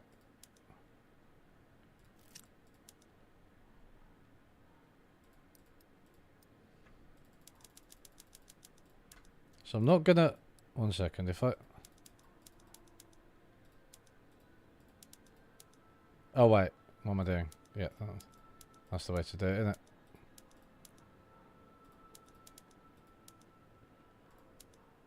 Or just like that. No, wait, that's quicker. Obviously. So if I build these coal mines, I'll be able to upgrade the iron mines, which means I'll be able to upgrade the construction, which means I'll be able to build more coal and iron mines. You see? Representing his constituents in the literati, Changeling... Oh, Changling He. Sorry, I just read that as Changeling. Has issued a formal petition to the Qing government to pass right of assembly. Yeah, we'll see what we can do. Breeding and education. Disagreements between the scholar officials and the literati are causing conflicts. Nobles must accept that they are behind the times. Intellectual and hereditary elites need to collaborate. Ooh, cost me a bit of authority, that. It's alright. I will reduce consumption taxes. Didn't even get me that much revenue anyway. Barely worth it. Populations living below minimum expected standard of living. Well, I can incorporate it then. I'll incorporate it.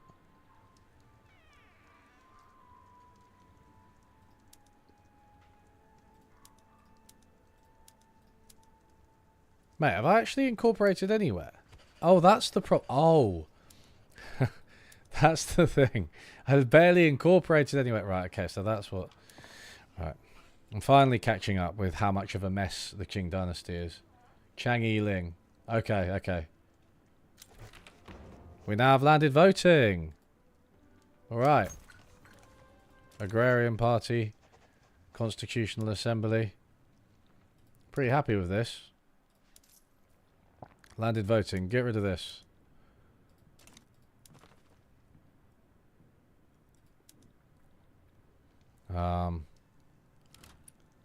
Why are they so rebellious?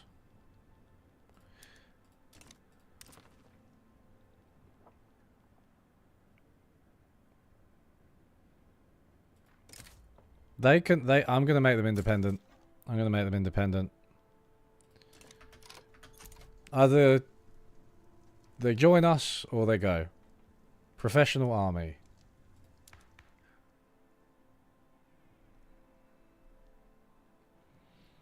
Armed force, political strength. That doesn't, Yeah. Oh no, there's quite a lot of resistance to it. It might lead to a revolution. Okay. Reserves. Finances looking alright. Not finance cabinets. Iron frame buildings. Input goods shortage of iron.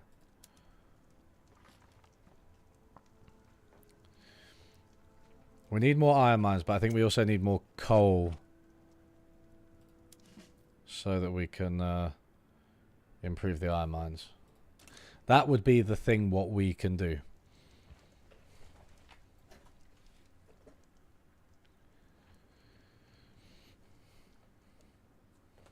Votes for clear skies. Following the recent expansion of industry into rural communities in Hebei, Qing has begun a local campaign for the Agrarian Party, stressing desired solutions to the unpleasant smog now common around the region's factories. Bring back the sun. They stand for nothing but opposition to progress. Go away, you bloody Luddite country people. I'm going to make a tea, but again, leave it on the lowest speed.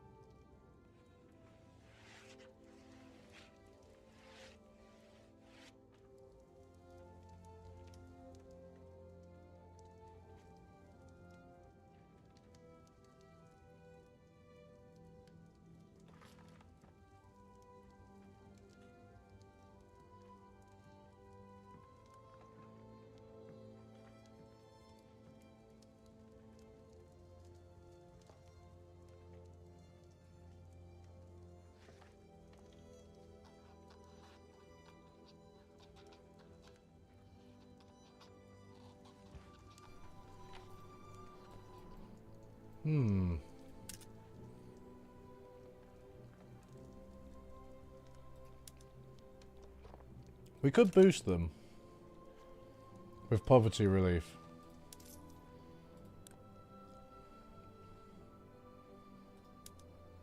We'll leave it, we'll leave it.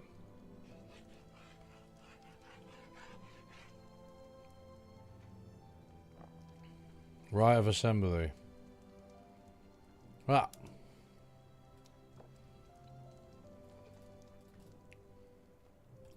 I don't even think I have the option to do right of assembly, right? Is that,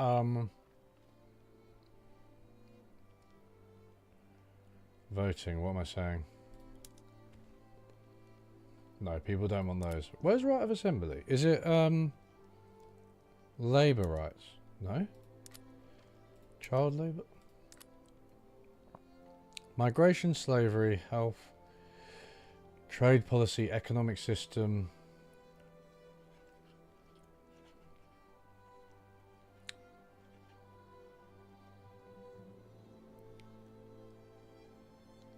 One available to... Oh, wait, that's new. Oh, these are... Ah. Propertied women. No, the people do not want that. I mean, this is 19th century China. Women weren't even people, were they? Yeah, legal guardianship. Local police force. No, last time I did this, and although there was support for it, it increased my bureaucracy costs by loads. This all seems a bit iffy. Freedom of conscience, state religion. No, no, no. We need to be liberal. That's the aim that we've got in the game. Monarchy, presidential, republic, parliamentary. Nope. Oh dear.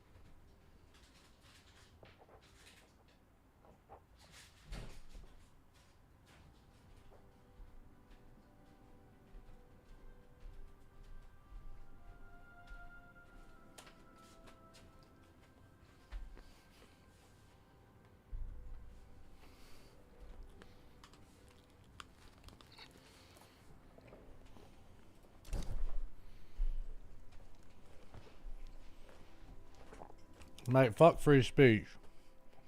Free speech leads to conservative comedy.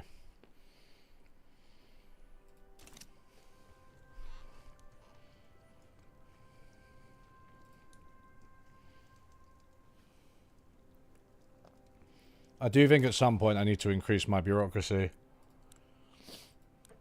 Otherwise I'm going to get into trouble.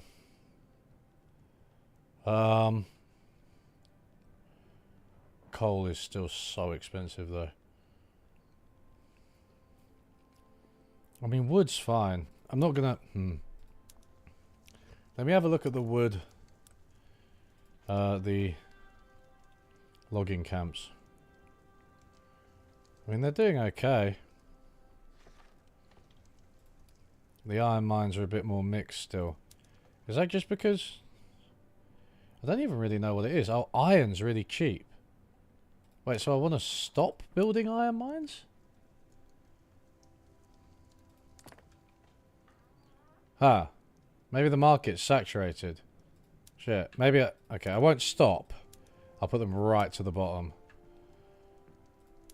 May as well finish those tooling workshops. But these coal mines... So it's not really iron that I need. I mean, I actually don't need iron. It's just coal, right? So if I change the frames on these... Inputs good shortage of iron. That's... Oh, so that's going to increase the...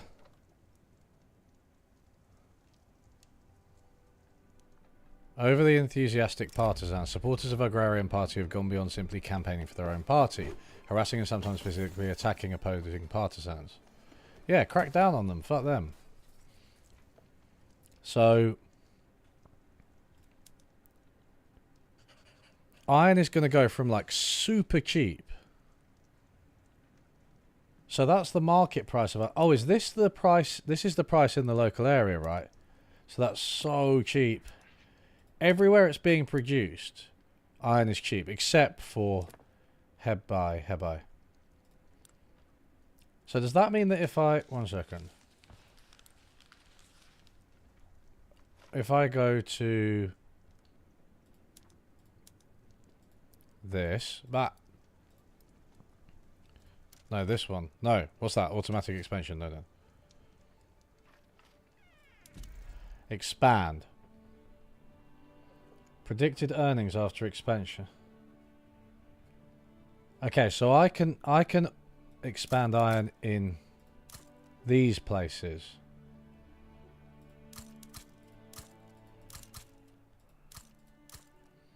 Where it's relatively expensive, I think, right? Okay, I get it. But I'm going to do the coal first. The democratic ring has formed around the United States of America. Would you say that a policy of austerity is the ultimate in false economy? Yeah, it really is. I think, and it's like,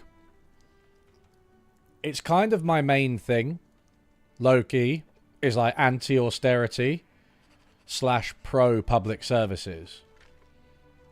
Like, I just think it's so self-defeating, even on its own terms.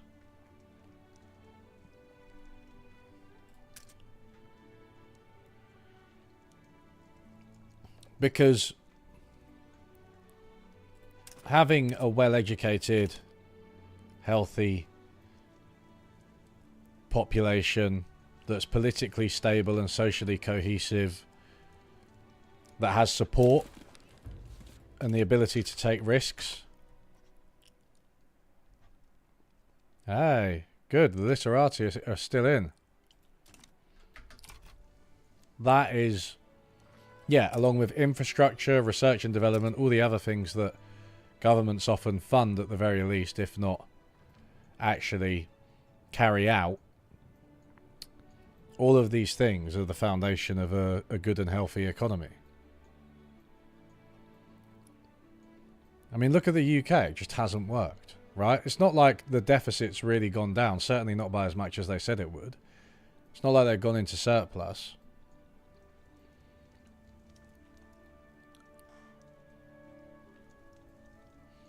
There was a... I think there was an organisation called False Economy that emerged around 2010 and 11 who were basically making that argument, and they've been proved completely right.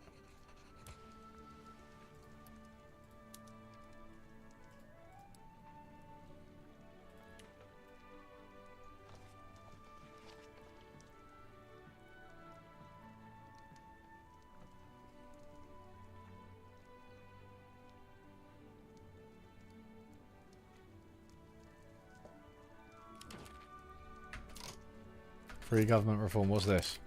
Request to increase autonomy. Yes, fine. I don't mind. So these are relatively cheap now, the tools. I could import more. May as well.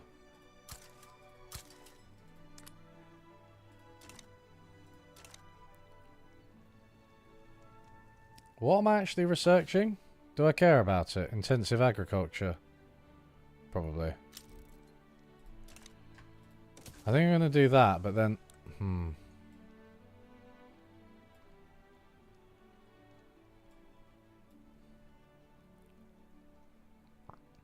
The stock exchange is good for trade route bureaucracy cost. You have to get all of these. Fuck it. I'll let that kind of do itself. I'll let the society tree...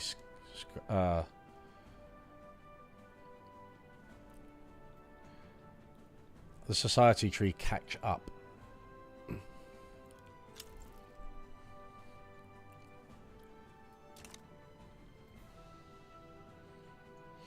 I do think it's interesting, the Liz Truss thing, because she... I think what people just don't really address is like how incompetent her government was and how they were making all the wrong decisions, including a massive error with the pension system, which is what spooked the markets. And then the Bank of England had to intervene, and when they intervened, the market stabilised, which is like, yes, firstly, you shouldn't make an error that bad, and you shouldn't be incompetent, but also, we are the UK. We're not Argentina or Venezuela. Like, when there's a problem with the markets, our central bank has the power to intervene and stabilize things. And that's what happened. It's just amazing to me that we've allowed that to infiltrate our politics as well as they have. Billionaires are often the most pro-austerity when they became billionaires from doing the opposite of austerity, most likely. Well, Amazon didn't turn a profit until COVID or just before COVID, right?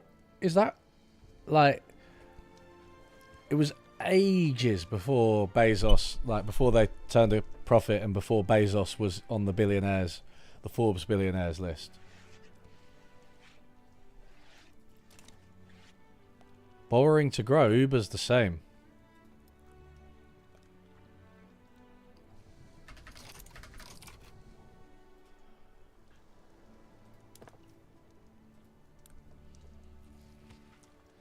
Construction shower.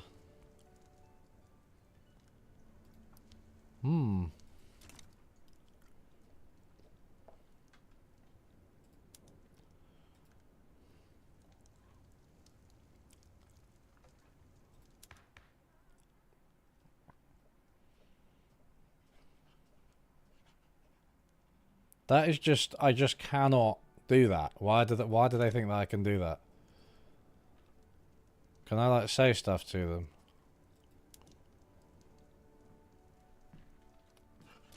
There's literally nothing I can do to make that happen.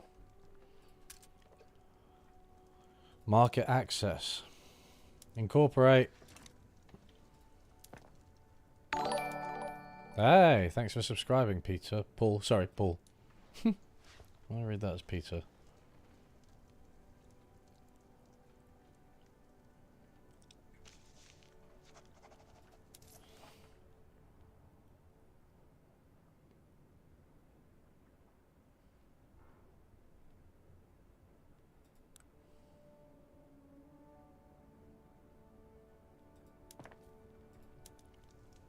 Right, I think I might just make the...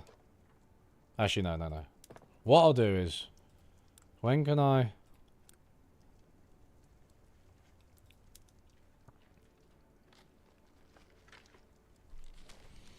I need more coal, more coal. Let's manage these coal mines. Atmospheric pump.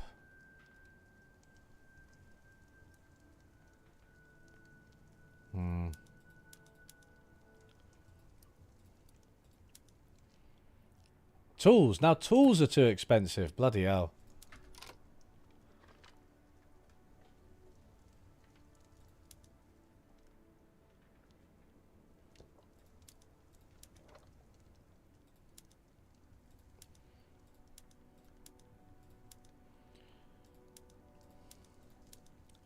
I should have just gone with opium.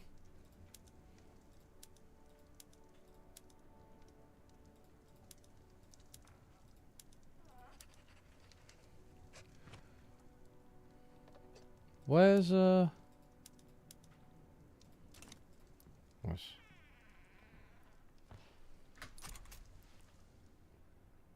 Bloody hell, why isn't my GDP increasing? Is this just the debuff? The opium debuff?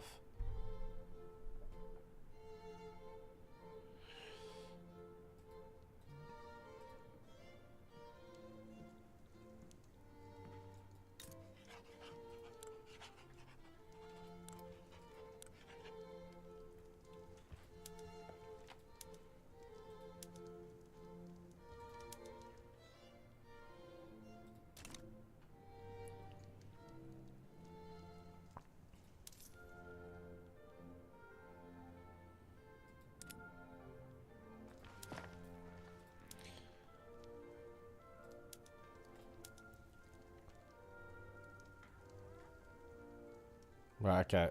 I've just switched to iron frames. That was definitely a good move, and I should have done it earlier. Nice. Alright.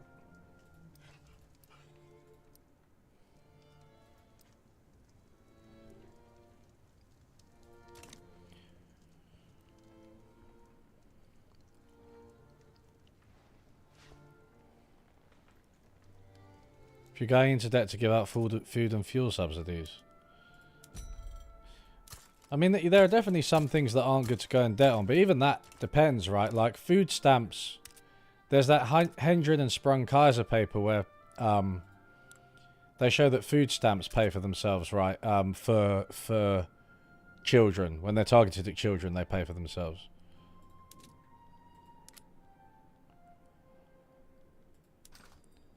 Yeah, that's, yeah.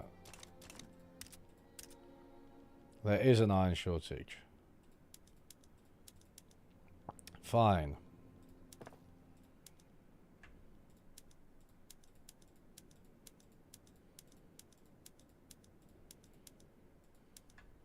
Good.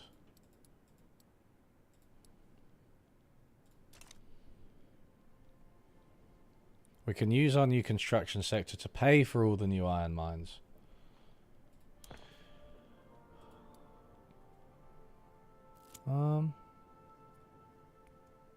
What just happened? Organised crime. They've begun operating in Ningxia.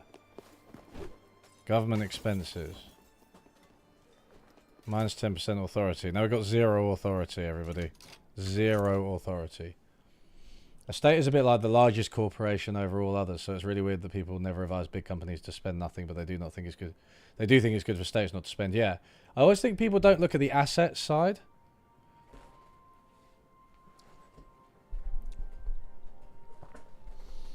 They don't look at the asset side of the state, right? The state owns that. It's like, if the state sells the post office and gets money, it's like, yeah, you've gained money, but you've lost an asset, the post office. Like, I don't understand why nobody thinks... It's like, it's not even like Keynesianism, is it? It's just like basic finance,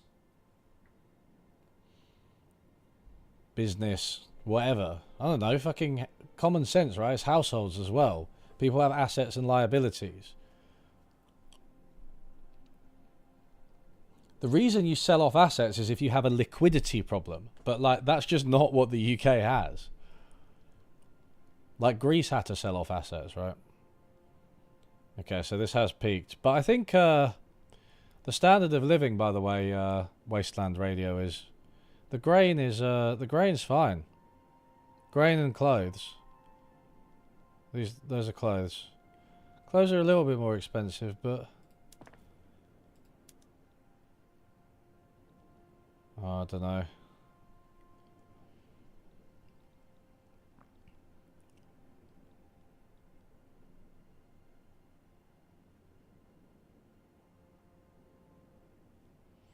I'm not... There's no way that...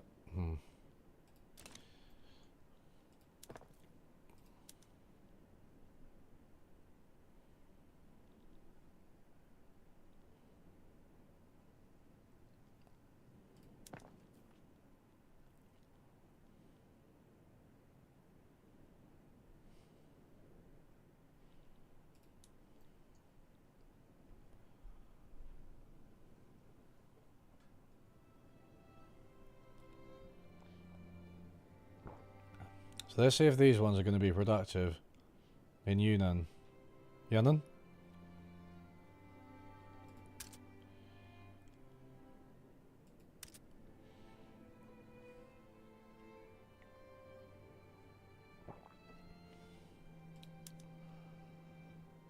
Qualifications and coal. Yeah, seems to be doing alright. Fine. Nice, good, nice and good.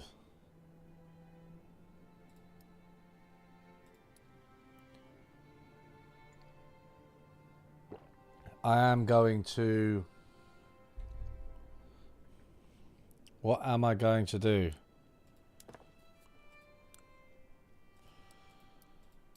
Expand government administration.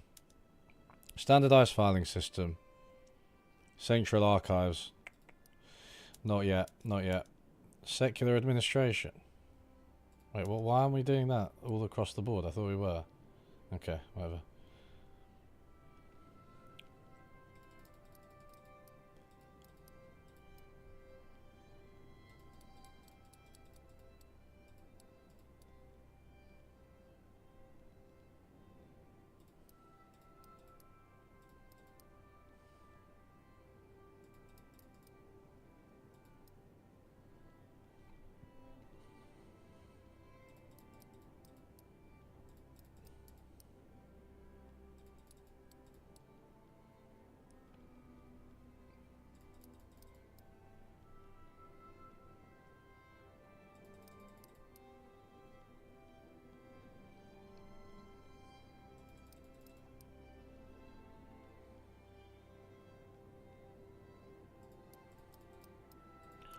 Am I building too much government bureaucracy? I really want to address my bureaucracy deficit. Plus, and it's all over the place, right? So I need to upgrade it everywhere. Plus, there are more things I need to do with my bureaucracy, but I probably shouldn't do everyone. We'll see. Duh.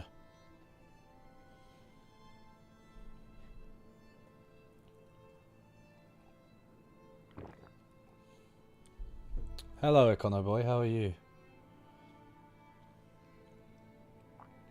Cutting pensions to fund infrastructure will be productive.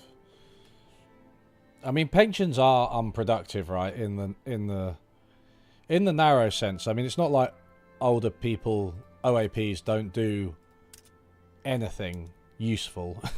Of course they do. But overall, I think pensions are, it's safe to say they're unproductive. But then that's like, it's the contract you have with people, right? That they were productive once and they're paying for their pension. Well, let's get some more iron. Bloody love iron, I do. Uh-oh. Alright, Jesus. Okay. Okay, so this is where...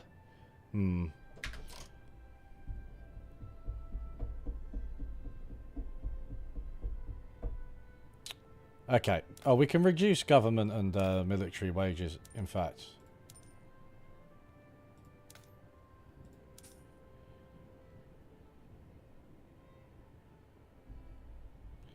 Let's...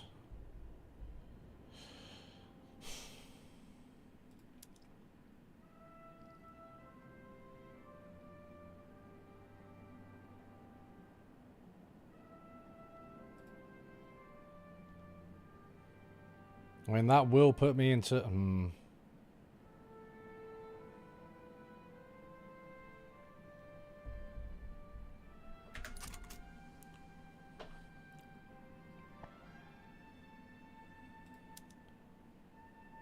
I don't even know how much I can get from consumption taxes.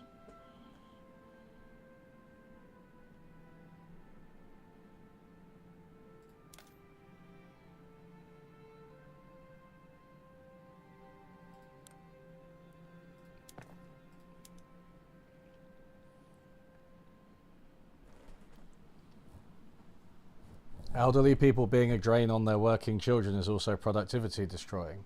What do you do about that, though?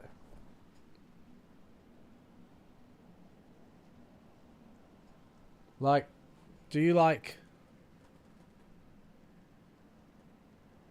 I don't know. Do you mean like they're... Oh, are you saying... Sorry. You're saying if you removed Social Security, they would be a drain on their working children, which would be productivity destroy. Yeah, sorry.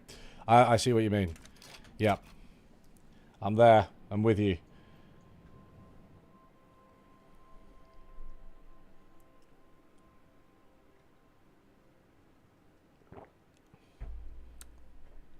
I mean, I think that schools should start later, like Finland, right? Because they start at 7. That would probably have the effect of reducing the total amount of time in school. But wait, what's this? A trade agreement? Yes, sorry. Fine. Good.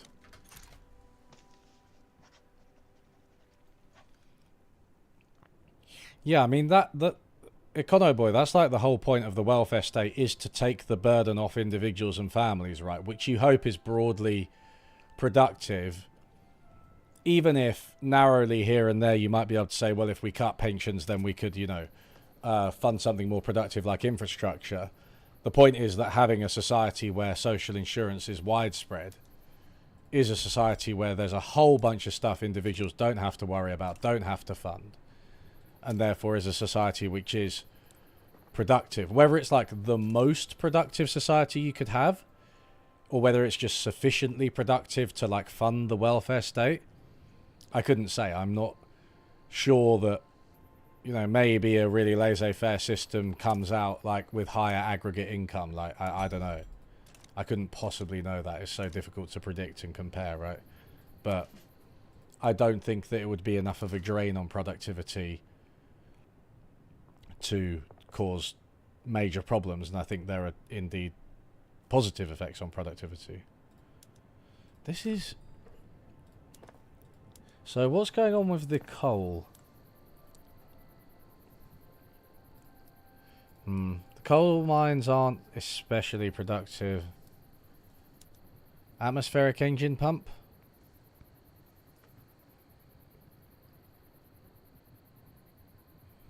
Machinists.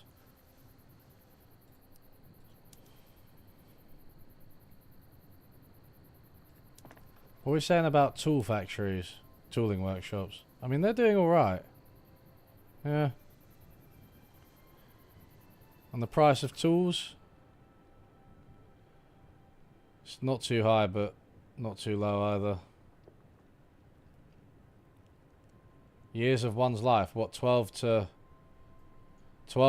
14 years of one's life? Intensive agriculture, yes. Okay, so wait, what do we do? Do we now upgrade all this shit? Soil enriching farming. Oh god, you need fertilizer. You need fertilizer.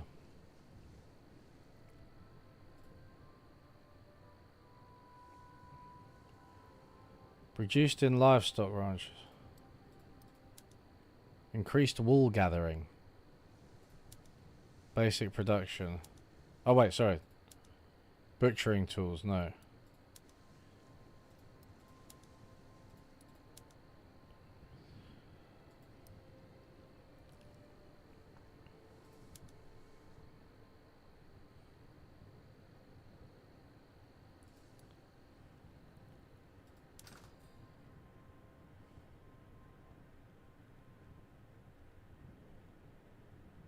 What does fertilizer look like? Is it tradable or is it?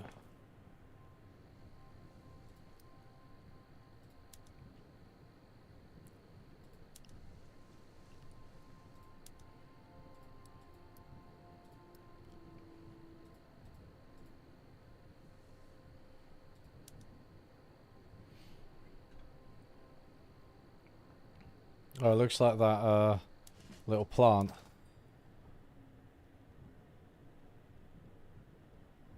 Oh, I'm better off going down to this one, aren't I? Oh!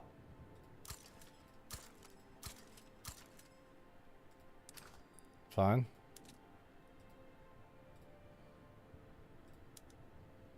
Fertilizer plants.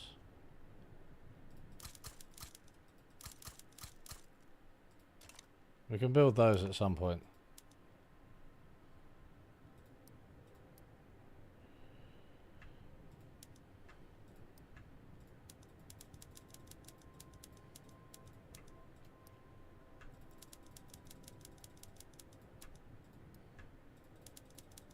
Wow, I built a lot of government administration buildings. Hopefully this solves my tax problem though.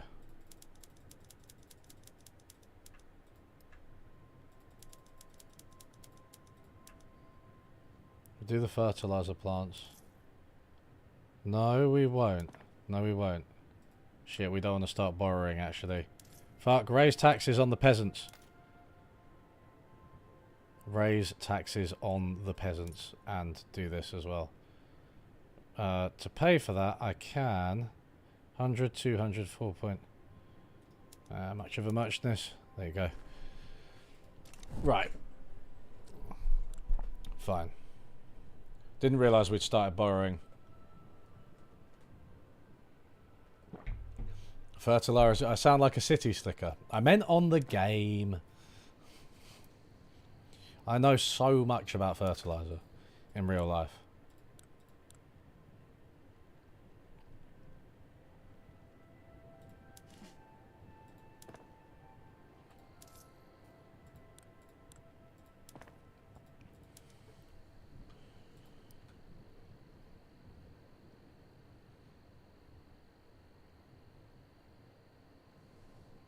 Okay.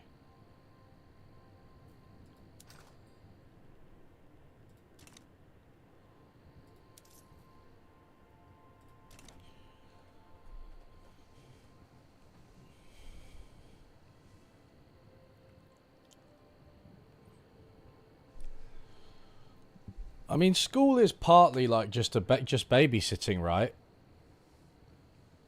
School, I think a lot of the role of school is babysitting. Like when you sit in on a primary school class, even a secondary school class, and to be honest, even a fucking A-level high school class, it's babysitting. Like they're just a bunch of kids who are being like silly and misbehaving, and there's a very small amount of learning that takes place.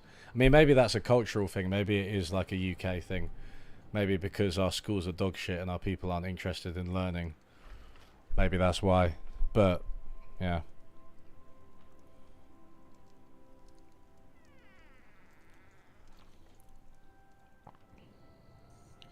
I don't know though. I mean, is there a value to learning different subjects that goes beyond just narrowly being able to recall and apply those subjects?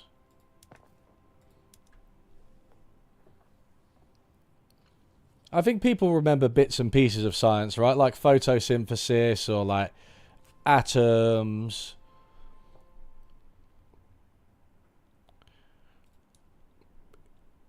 It's easy to forget how much base knowledge we have.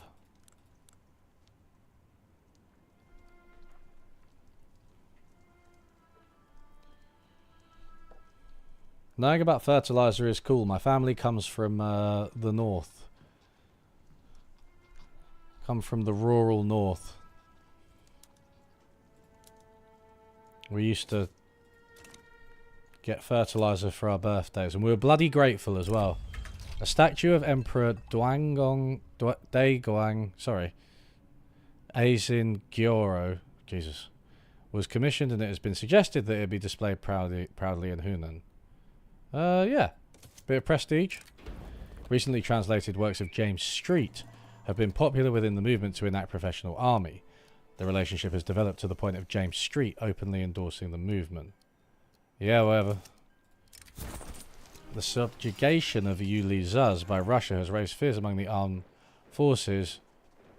Our own nation will fall victim to a similar fate. These concerns have led them to begin lobbying against Russian interests. Yeah. Yeah. We'll allow the anti-Russian alliance to develop again. Okay, we've got rid of the loan. It's fine.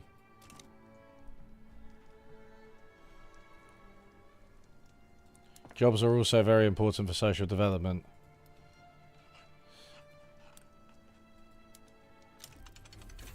Yeah, yeah, for sure they are. For sure they are. I don't know if the one-size-fits-all model of education we have now is correct, and if people shouldn't be going into other things.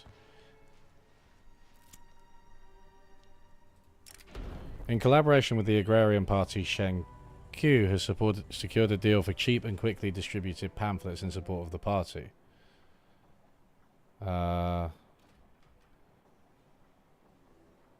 Whatever.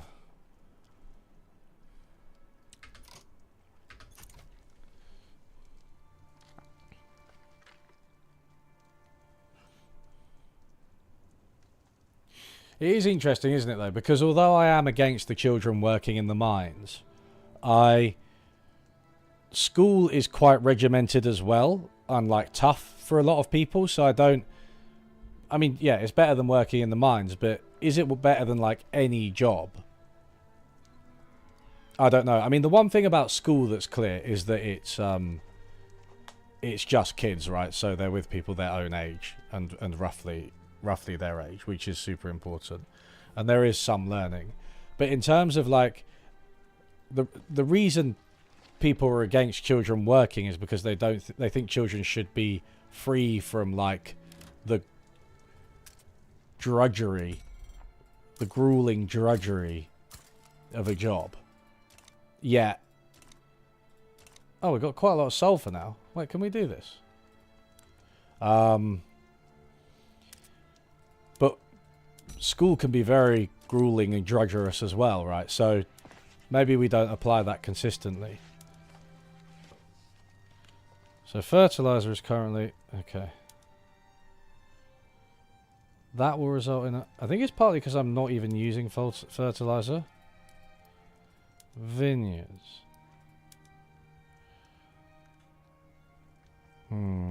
Coal mines. Let's get more coal going. Trade route inactive for coal.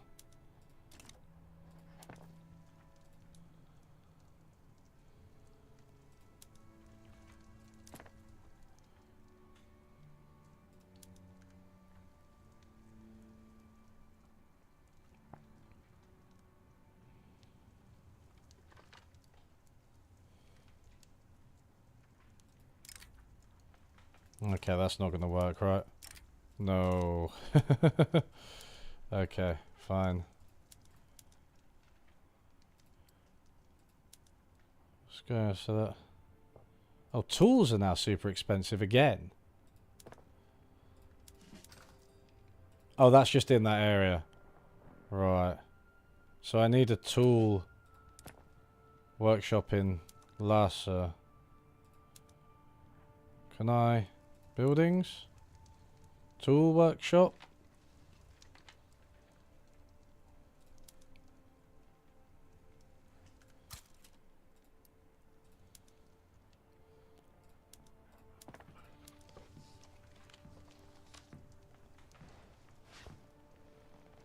Okay, so...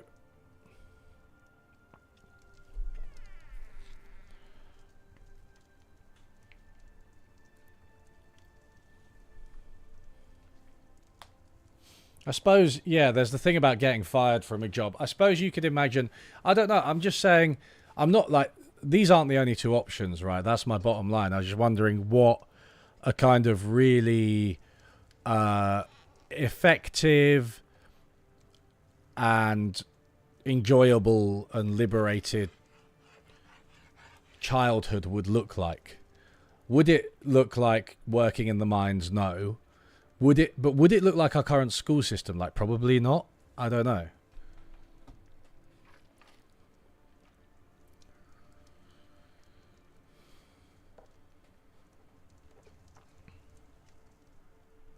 Oh, good thing I've paused it and nothing's happening. Good, good, good.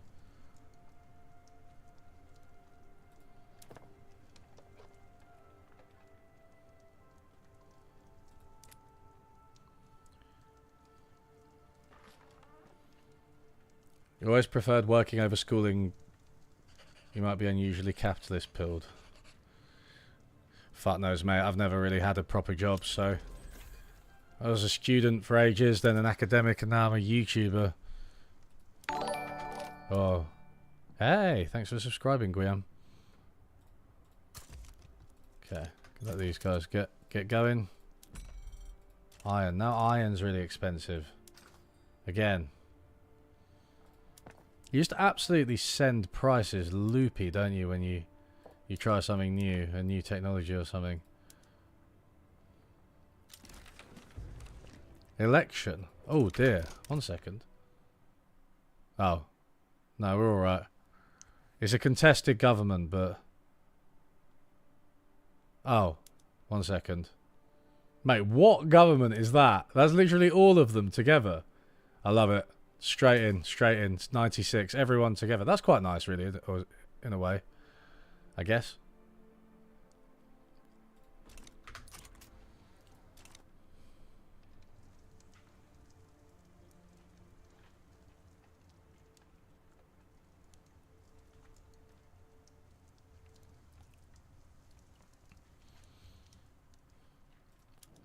Literati are not powerful, yeah.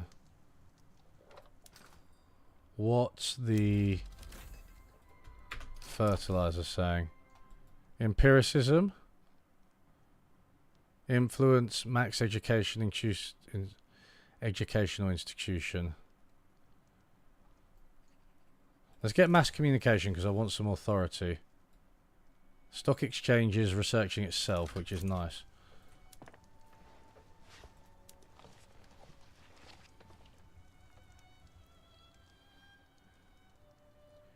You just work crazy during in uni to support your gambling and drinking habits. Oh, I've been sober for years now and I don't know what to do with my money. Oh wow. Well, I'm glad you're sober. I guess it's a nice place to be.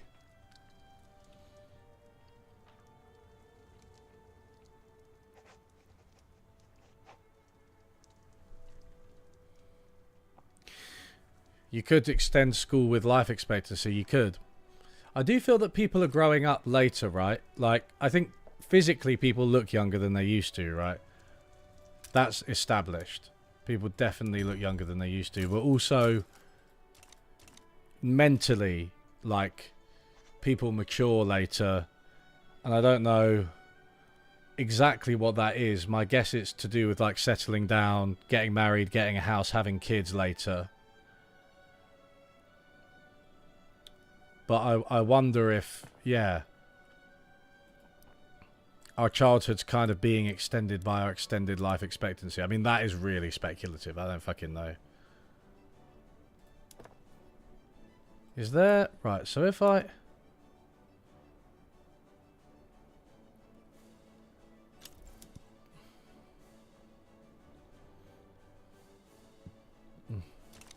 So it's not...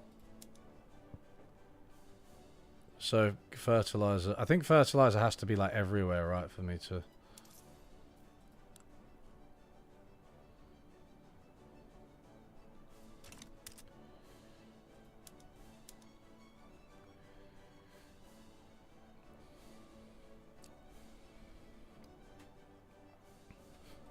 You know what I watched recently, Eminence? It's funny you say that the education system was designed in the 1960s. Why is my budget going up so much? Things are going well. Reduce taxation. Let the unwashed masses enjoy their money. I can maybe slightly increase transportation, porcelain. Yeah. And luxury furniture. Good. Nice, nice, nice. More time in schooling. Yeah, more time in school as well is probably a factor, right? Because the Tories made A-levels and high school mandatory. Like, my parents' generation, not everybody went to A-levels. And by the time I was at school, almost everybody did. But then after I left school, the Tories made it literally mandatory. Or I think you can do an apprenticeship instead, right? But the net effect is more people going, right? Kazakh. They're being invaded by Russia. 1960s. What did I say about the 1960s? Sorry. Sometimes I get a bit muddled on here because I'm having like 5 conversations at once. What I was going to say to you was, get one from the rural folk. It's funny that you said that the education system was built in the 1800s, because I watched quite a good video about board games, and it was about how the classic board games we all know, like Monopoly, Scrabble, the Game of Life, Cluedo as well. A lot of these are Victorian board games, or they come from a time at least where things were a bit harsher and attitudes were harsher, and a lot of them are just like really drawn out, very long and boring, and like if you lose you just drop out. Like Monopoly is the canonical example, right? You drop out when you lose Monopoly, and then you just can't play anymore. So you just, like, it's weird, like you're just left with 2 people playing eventually, everyone else leaves. And he was just saying how a lot of people don't like board games, but that's because they grew up playing these horrible Victorian games that just like punish the player for no reason. And there's like a big role of chance, like you can just lose for no reason. And he was saying modern board games, like Settlers of Catan is a good example. Risk, another good example of one of the older ones. Settlers of Catan, it's like everyone's in every round until the end. There is chance, but you roll the dice, then you decide what to do. The dice determines your options. You still have a choice. You don't just decide to do something, then roll the dice and it doesn't work, right? And it's short, right? So all of these things, it's less punishing.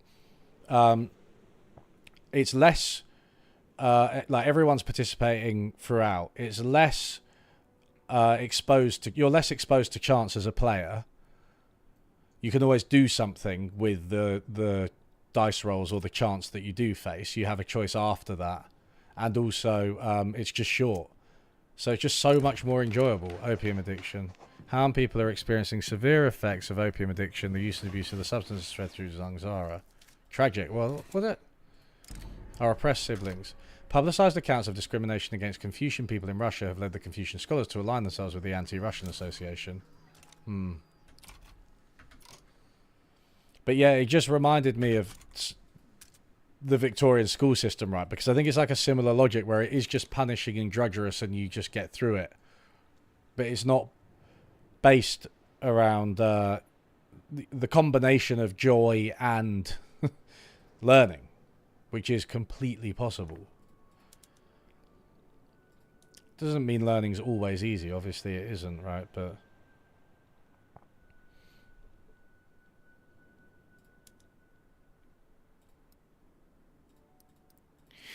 right, I think my priority right now is just the bureaucracy. I mean, I think it should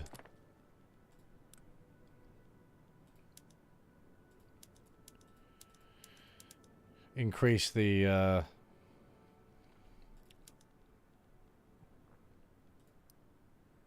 amount of tax I've got. What happens when one completes? Let's have a look. Yeah, there you go. That's good. That's actually pretty substantial. I might not even need all of the ones I'm building. Monopoly was made by people satirizing capitalism, which might do something to it being boring, though. It was, but the original version had a land tax, right? So I think you could. The idea was you could play with both. Yeah, it was made by a Georgia socialist, Nadine. That's right. You could do both, and with a land tax, it would be more fun. Still probably quite long, but more fun, right, and more fair. But they released it without the land tax.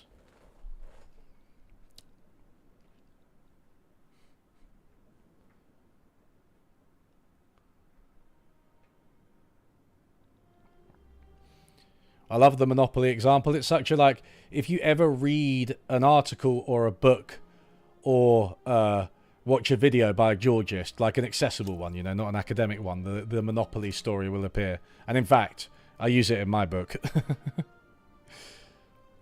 It's just such a good example.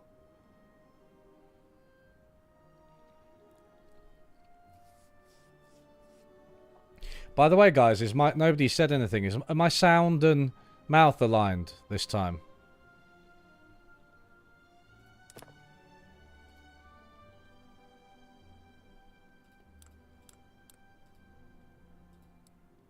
Food industries.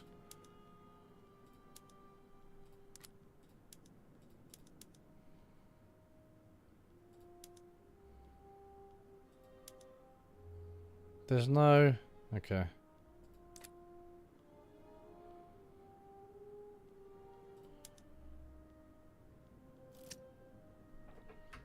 The jewel. Ban dueling. Yes, and the literati like it. Good. What culture? I like that. Enthralled by the beautiful one. Big on lobbying. Pro-country lobby. Ah. So we hate Russia and we love Spain. That seems like a pretty good balance of attitudes.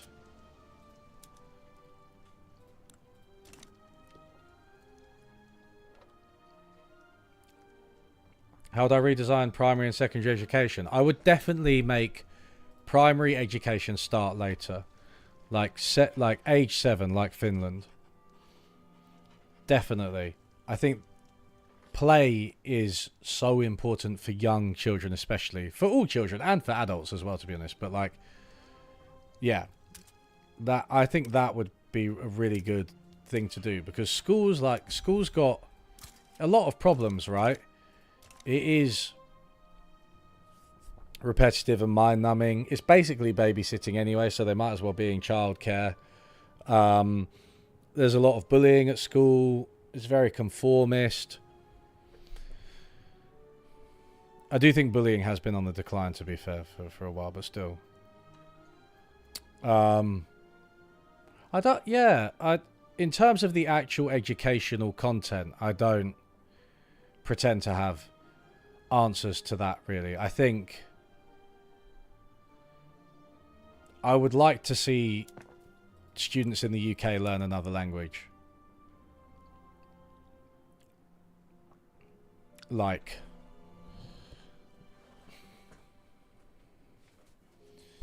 Even if it's just a Latin language.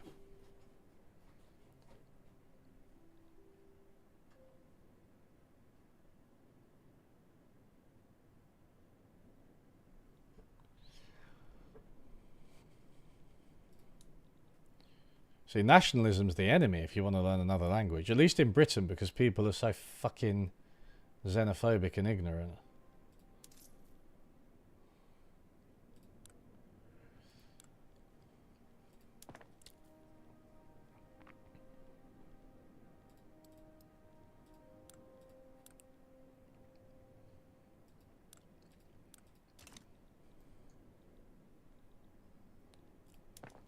Okay, I think we're all right for bureaucracy now.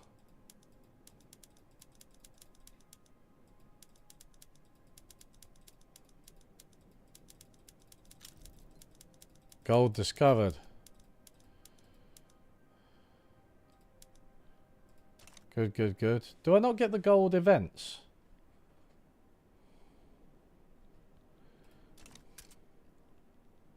Decrease autonomy. Oh, maybe we get a...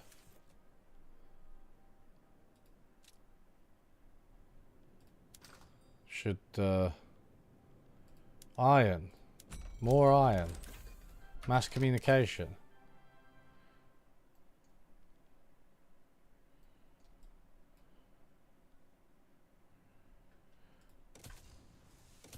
Didn't get those, and the stock market should come, right? That will massively reduce our bureaucracy. Costs. Whoa. Okay, slow it down. Slow it down, people. Okay, iron. Whoa. Iron's doing well. All of a sudden. Nothing's expensive. Well, nothing's too expensive. Shortage of fertilizer. Slaughterhouses. Okay.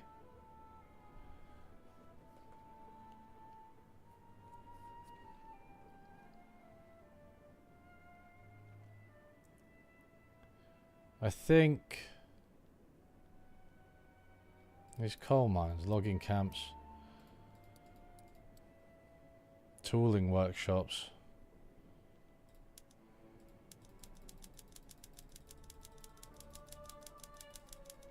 Ah!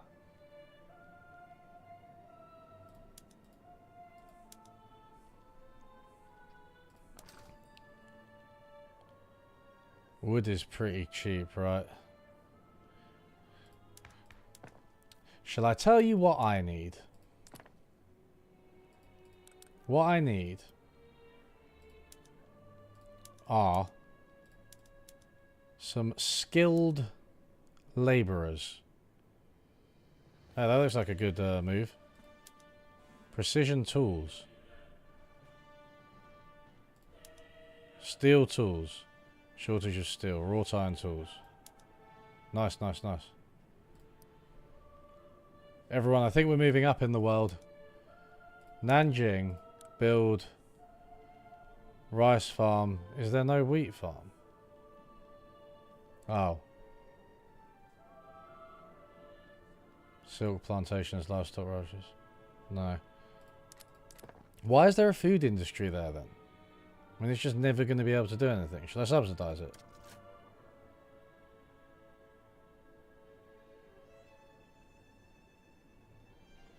See if we can get it moving. Alright, alright. Wheat farms, soil enriching.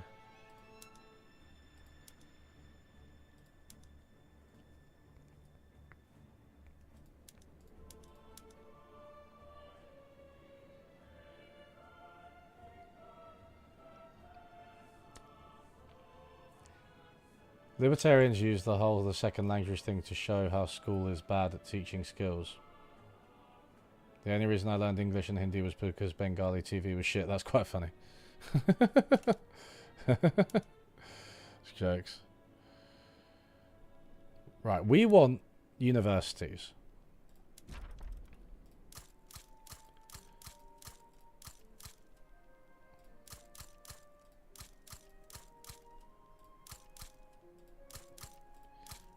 Man, look at this. Average China. Clergyman.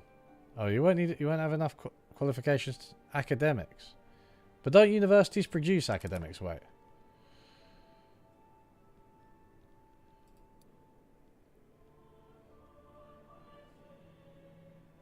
Employment of academics.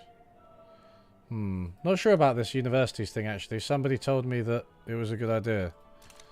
But that person was a scoundrel and a liar. What are we saying about schools, anyway? Should we change the school institution? Can we change the school institution? Child labour. Restricted child labour. We need a labour movement to get compulsory primary schooling. Fuck me. Hard. Right of assembly? Nope. Can't do that. Propertied women? Can't do that. Republics? No. Actual democracy? No. Racial segregation? Yes, we're allowed to do racial segregation. Fantastic. Freedom of conscience. Peasant levies, national militia. There's still a lot of opposition to a professional army. No home affairs. National Guard. Bureaucracy cost. Fuck that. Homesteading. I mean, some of this stuff is... We will be able to do it eventually. Consumption-based taxation. No. Oh, dearie me. So, it's interesting that you can't... You can only really build universities. Sulfur mines are doing nothing. What are you up to? Little scoundrels.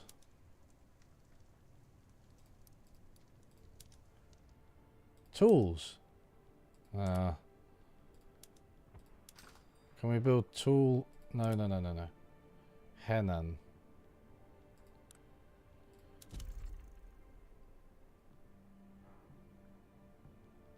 Wait, we are building tools in Henan.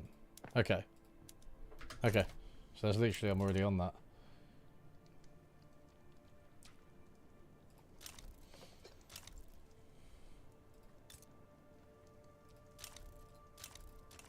Man, Russia's, jeez.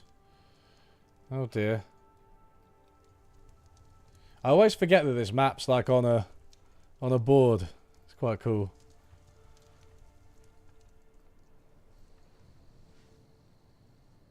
Undeserved blame. Some actually people are unfairly blaming the poor living conditions on those neighbours. Must learn to live together. We've got spare authority. Do it. I guess it depends if you think of, on your discussion, guys, it depends if you think of nationalism and cosmopolitanism as opposed, right? Or patriotism. I actually don't really have a problem with patriotism, I don't think, as you're defining it, right? Like, it goes back to what I was talking about earlier, right? Like, it's okay to be proud of being, like, part of a people with a shared culture and, like, for example, I do like the British sense of humour. I like that we are like quite good at queuing. I like tea, and I like that we drink tea. I don't know, just like stuff like that, right? And I like support the football team. I don't know, like stuff like that. I don't mind like that sense of cohesion and pride. I do think it fulfills like a human need to be a part of a community. Maybe nation states aren't the ideal thing, but they are what we have now, right? So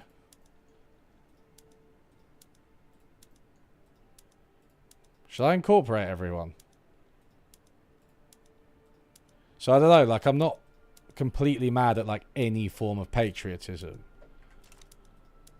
but the problem is that often nationalism and worse, racism, xenophobia tend to come with it. And I don't know if, well, certainly not in the UK, if we figured out a way to decouple those. Like, patriotism in so that, and in Mongolia, okay, so it's like, in the UK is Brexit, right? It's not, you know, it's not just like steak and kidney pie and winning the World Cup once. Our two main achievements. The Agrarian Party, spearheaded by the organising efforts of Qing, is that? Has begun a popular campaign focused on the desired preservation of rural values in an age of rapid and frightening change. Yeah, we like the Agrarian Party because they got the intelligentsia in them.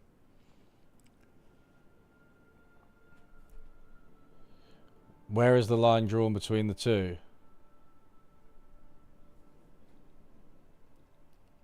I think, but that isn't that what I just said? Like, I mean, I can draw the line between the two pretty clearly in my head, right? Like, I'm okay with, in a gesture of solidarity with the Agrarian Party, oh boy, Zanshen has encouraged his supporters to vote for it. Yes. Yeah, like, I can be proud of various aspects of my country and be happy to be part of it and make jokes about other countries while not being, like, nasty about it. And while not being ignorant about other countries, and while basically, you know, on an individual basis, treating all people the same, or at least aspiring to. I don't know. But, like, I think we will always have community, right? The anarchist ideal of, like, communes. Are you telling me there would be no like, equivalent of patriotism in that? No in-group, out-group stuff. I just think it's important to make sure that's as harmless as possible. Government construction. What am I doing? Government administration.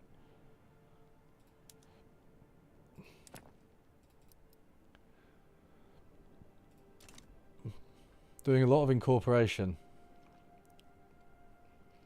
Patriotism is inherently tied to the state. Maybe.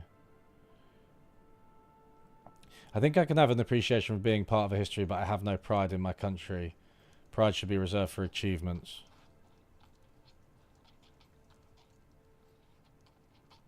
But, like, okay, so are you... I don't know where you're from, Sociopathic Gen. Are you from... Good name, by the way. I only just noticed that.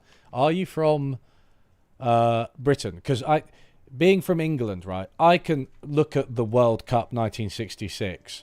and, like, be happy about that. Like, I suppose I feel some sense of pride about that. Even though it was from way before I was born, it has basically nothing to do with me. Like, I don't see harm in that. I actually think, and I think it's enjoyable. And it's part of me, like, supporting the English football team. Although I will say they do make it very difficult for me. What was the worst job you ever had? A camera repair guy at a sports stadium. I was always just waiting for something to happen. You sound like quite an active person, Nadim. Well, I've worked on a construction site, and yeah, it wasn't for me. I'm like, I don't know. I was working as a labourer. Like, I wouldn't hate to be like a skilled labourer, a skilled tradesman or a semi-skilled labourer. But I was just a labourer, and I literally couldn't handle how mind-numbing it was. Like, I lost my mind.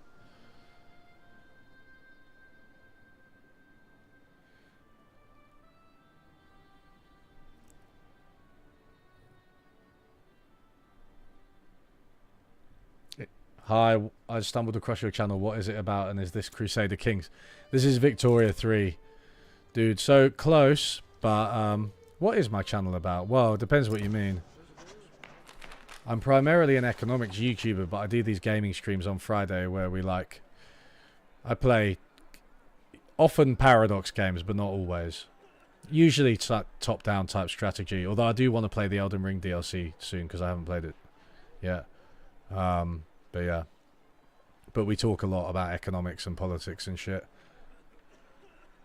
Qing Gyoro, a prominent member of the Constitutional Association, has been accused of gross corruption. He strenuously denied all allegations until damning letters surfaced signed by him. They should stand by him and deny everything. Isolate him, yeah. I don't want to... I like that group. I don't want to give them... I don't want to take away from their power. UBI plus AI will make the world livable for once. I mean genuine AI, yeah.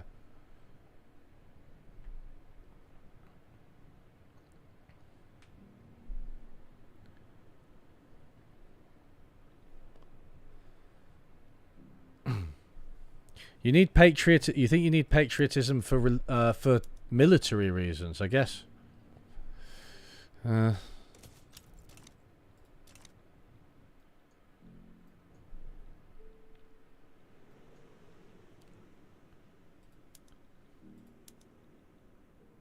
Just declare neutrality. I thought I declared neutrality already, or was that a different one?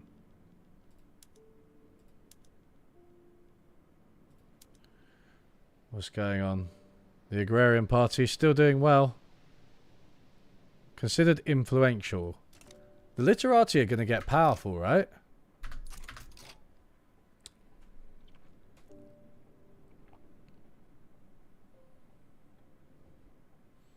You know, I have neither pride nor shame for living in the USA. I think I feel some shame for British colonialism. Like, it's not like I feel responsible, but I do... Yeah, I don't know. I guess I do feel some shame for it.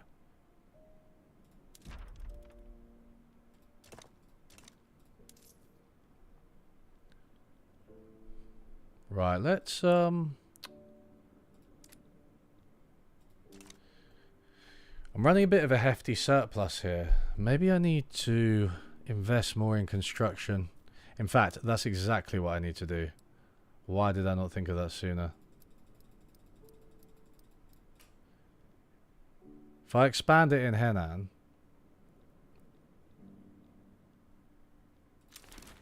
Election. Reform government.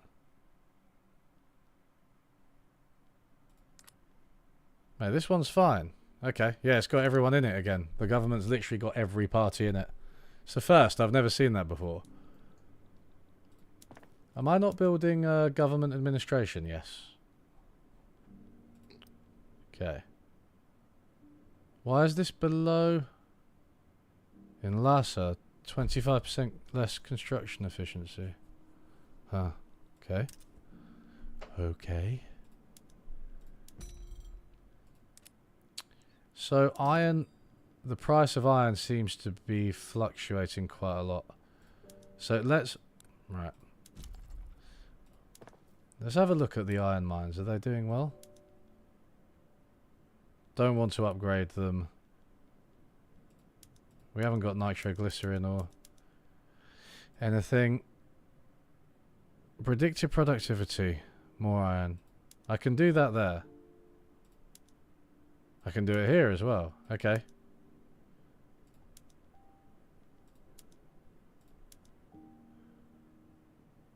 Oh, that's actually going to decrease.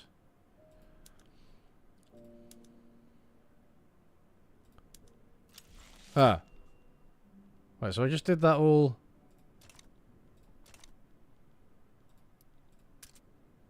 Low organization. Why is there an army without a banner?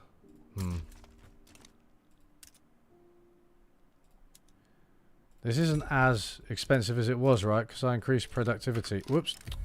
It's been revealed that Yupian Huang of the Confucian scholars has been having a secret affair with a member of the clergy. His resignation is being demanded. Yes, go away. The widespread introduction of the atmospheric engine in the mining industry. Productivity is at an all-time high. Yes! Come on!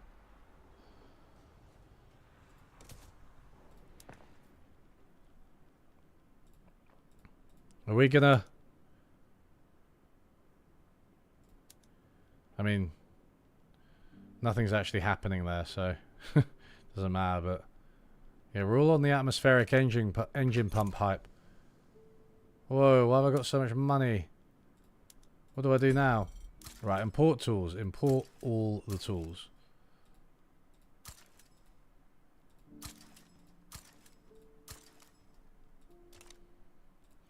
I should be researching...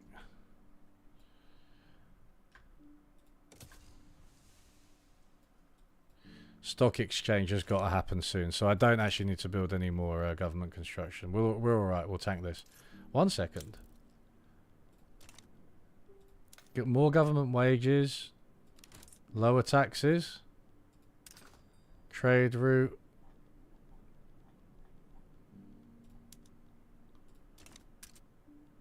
Market access. Small arms. Why do I need small arms?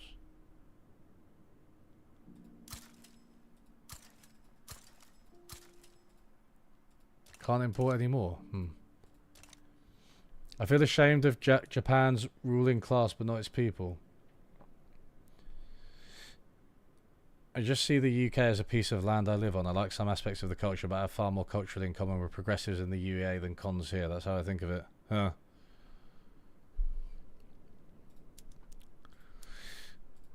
Guess I'm just not that radical a leftist. Just bloody love the UK. No, I don't. I have strongly considered moving out. Moving away to a real country. Line infantry. Whoa, whoa, whoa, whoa. Am I not building anything? Why am I not building? Jeez. Alright, that's bad. Very bad. Right, let's go with iron then.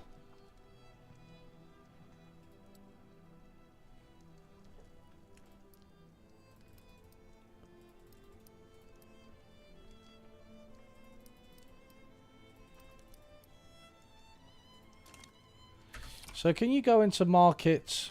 Can you easily go into markets by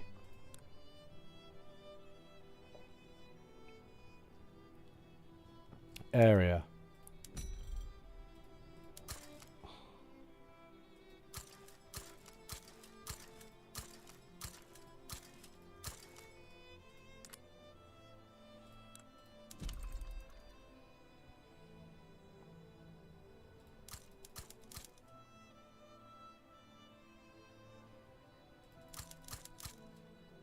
I mean, coal's the future, right? So we might as well build that.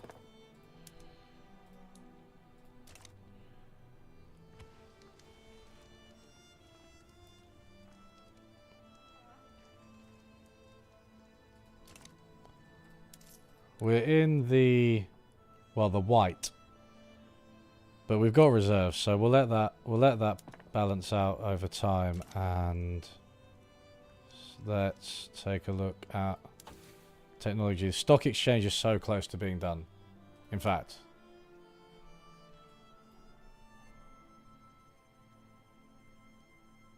oh, does that not advance in? It must advance in fits and starts, right? Like something happens.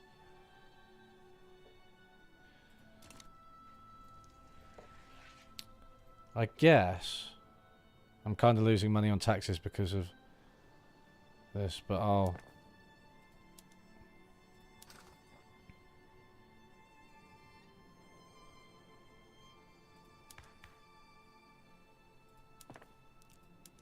This is pretty steady compared to last time we played as Qing, right, guys? A couple of weeks back, I gave up on it. Why not move to other Anglophone countries? Yeah, Australia's a bit far away from, like, everyone I know and love. Hey, yes. Has that not... It did reduce my bureaucracy, not by quite as much as I'd hoped. Ah. Fine. Alright, 1 second. Okay, so that's... I'll do more government administration. I'll fast track some government administration again. I'll do automatic expansion because...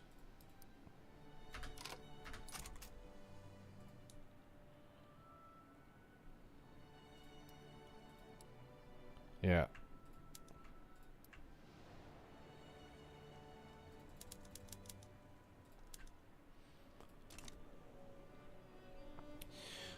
Yeah, Australia's too far away.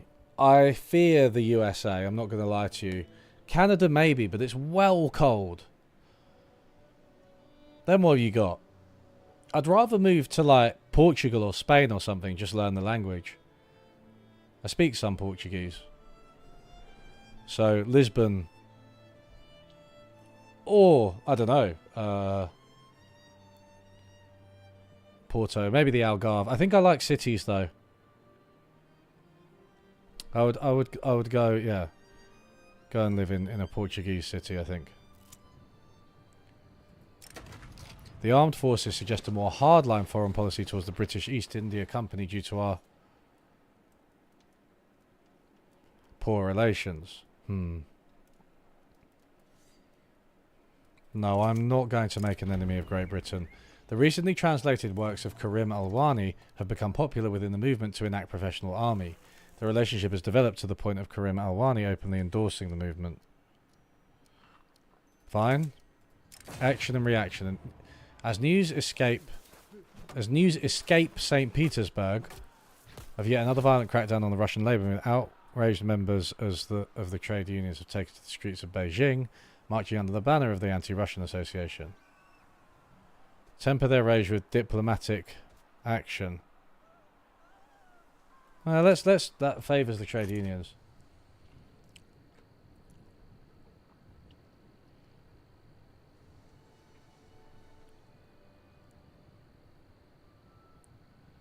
It's nice to see tribalism slowly dying out. We went from tribes to city-states to petty kingdoms to large kingdoms to states, and now more and more into trading blocks of states like the EU.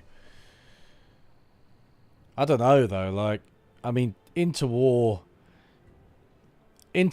war is surely so much worse than inter-tribe war. And those, I mean, that's going on now, right? On multiple fronts, it's opened up over the past decade or so.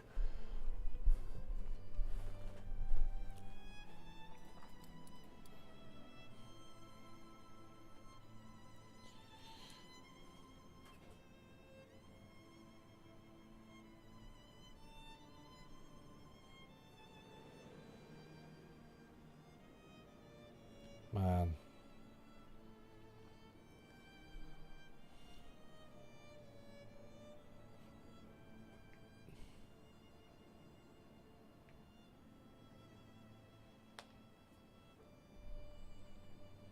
Come on, all these government administration buildings. Look at all that lovely bureaucracy. Absolutely love it.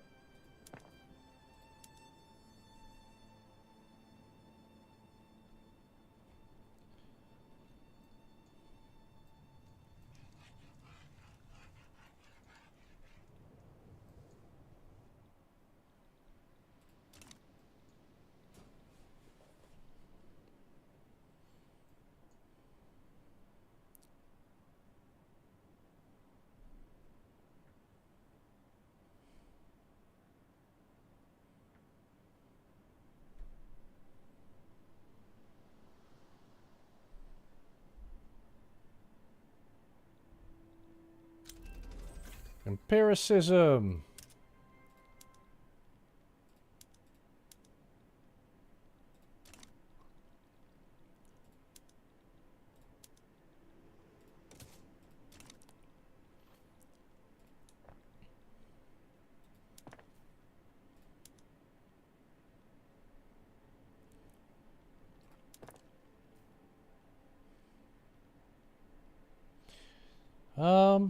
What's next? What is next for us? What about laws? I feel like China has such a disadvantage with passing anything remotely progressive. I mean, that is the aim, right? We're supposed to be tenant farmers, homesteading.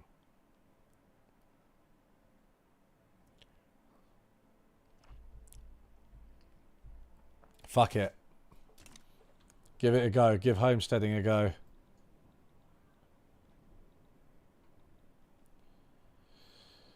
Proportionally, this is still the most peaceful age in history. It's just that a bunch of tribes would fight each other all the time before, and now it's two big ones, so it seems worse. Here we go. Preserve serfdom. The scholar officials. Right.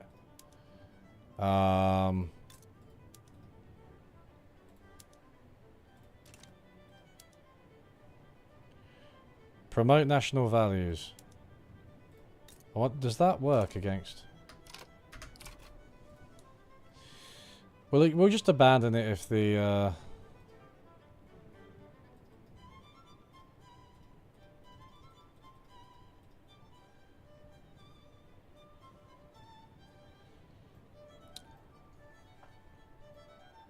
No, we lost a bit of money here. Unacceptable government. Ooh.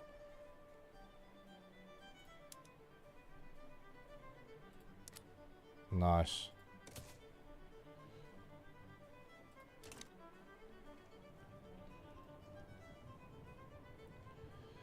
The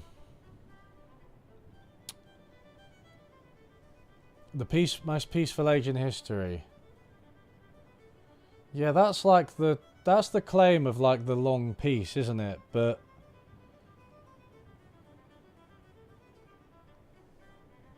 I don't know. So taking the statistics that someone like Steven Pinker presents as true,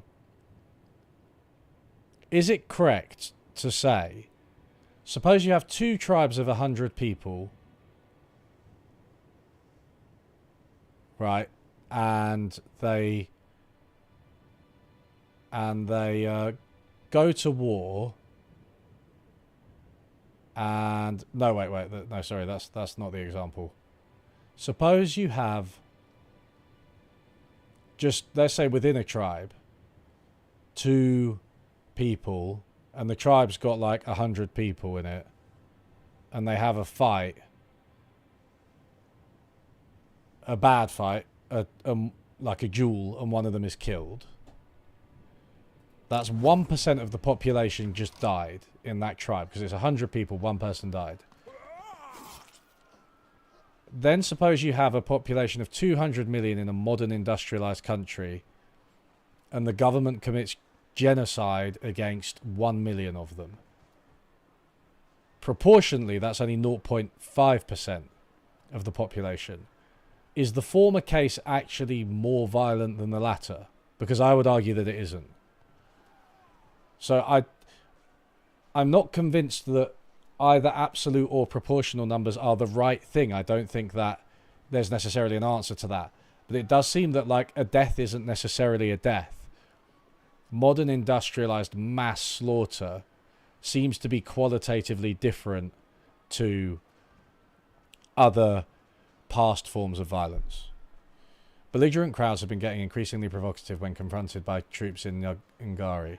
Hardliners in government are demanding tougher responses, while doves are calling for troops to stand down as the first hopeful step in de-escalation. Disperse the crowds by force. Order the troops to stand down. No, disperse the crowd by force, yeah. I really doubt I'm going to be able to enact homesteading.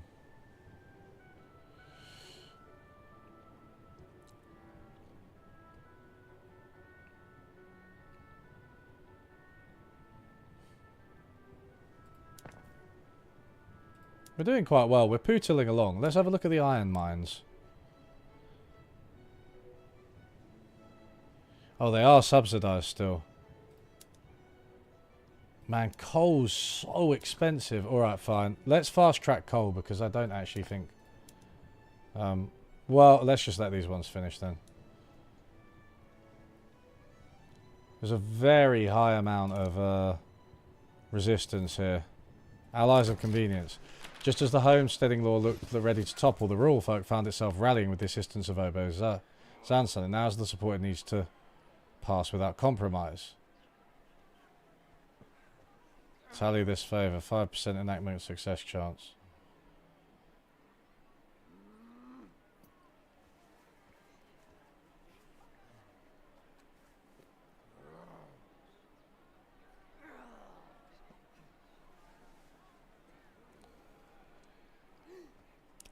Yeah, good.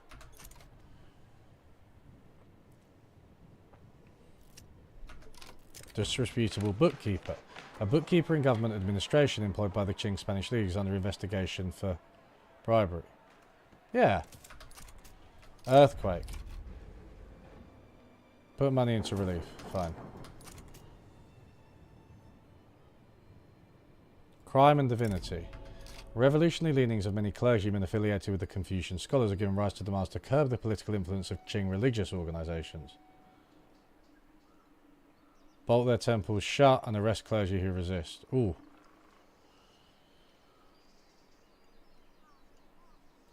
Oh, yeah. Authoritarianism. I think I've got enough coal in China though, Nadim. I don't think I need to invade anyone. I just need to build the mines. I've just been lax on that. I don't think this is not gonna get. I need to. That's bad. Struggling people in Guizhou have been desperately trying to get their hands on any food they can. Dire warnings of turnip winter have been spreading through the region. Try to increase food production.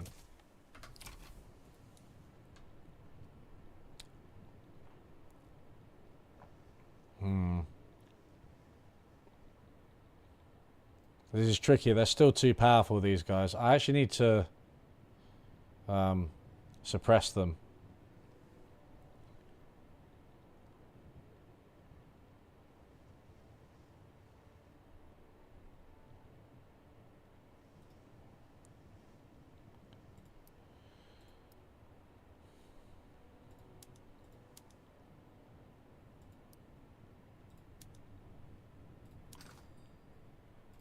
Food. We'll import all the food. But we also need food industries then. Law progressed to consideration. Bloody hell. Got through. What can I do? What can I do? Right. What are we saying about... Oh my god, we've started borrowing. Right, increase taxes. Lower government wages. Oh, I can't reduce consumption taxes now.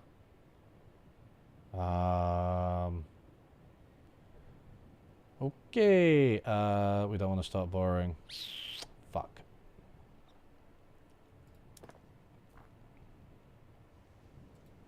I'm gonna have to abandon this. This is too annoying. Fuck it.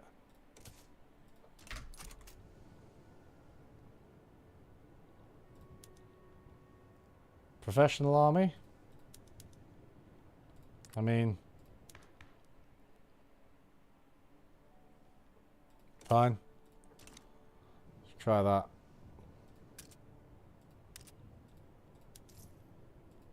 Well, I sort of fucked my budget. Is it partly construction? I think it's partly construction, isn't it?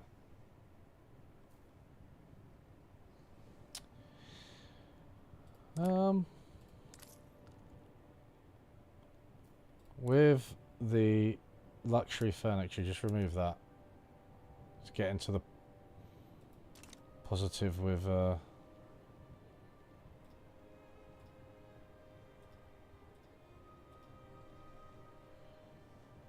authority. Uh-oh. Currency standards.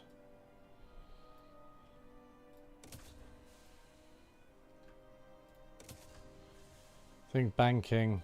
Oh, minus that, reduce the interest rate, which might help.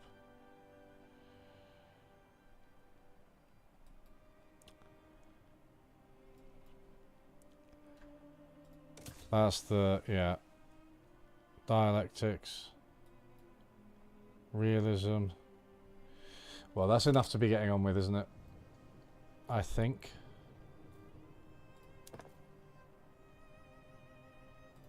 Right, what's going on with these,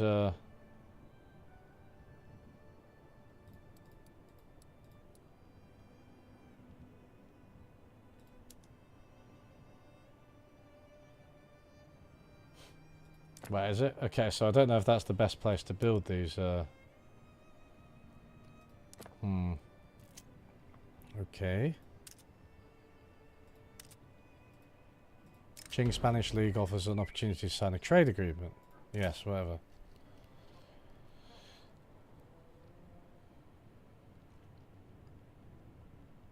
See what I should really be doing is just expanding the existing good. I mean, it's hard because I want to spread them out as well.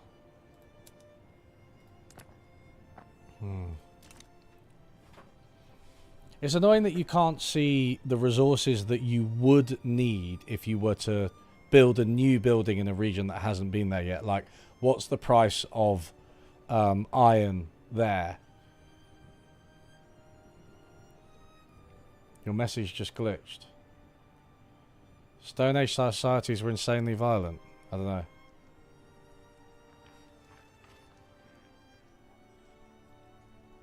It does happen. Okay, see you, Nadim. Thanks for joining. I think, yeah,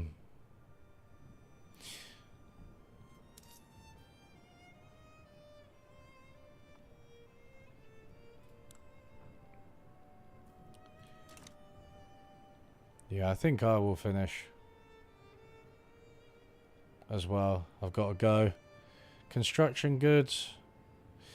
Goods for military interest. Yeah, we got to be careful. You do.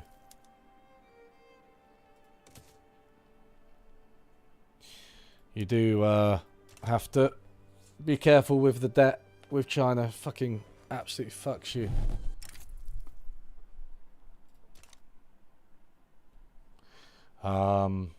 Yeah, thanks for joining, everybody. Nadim, I love how every single stream you come out with a new fact about solar and how great it's going. But that is true. I love it.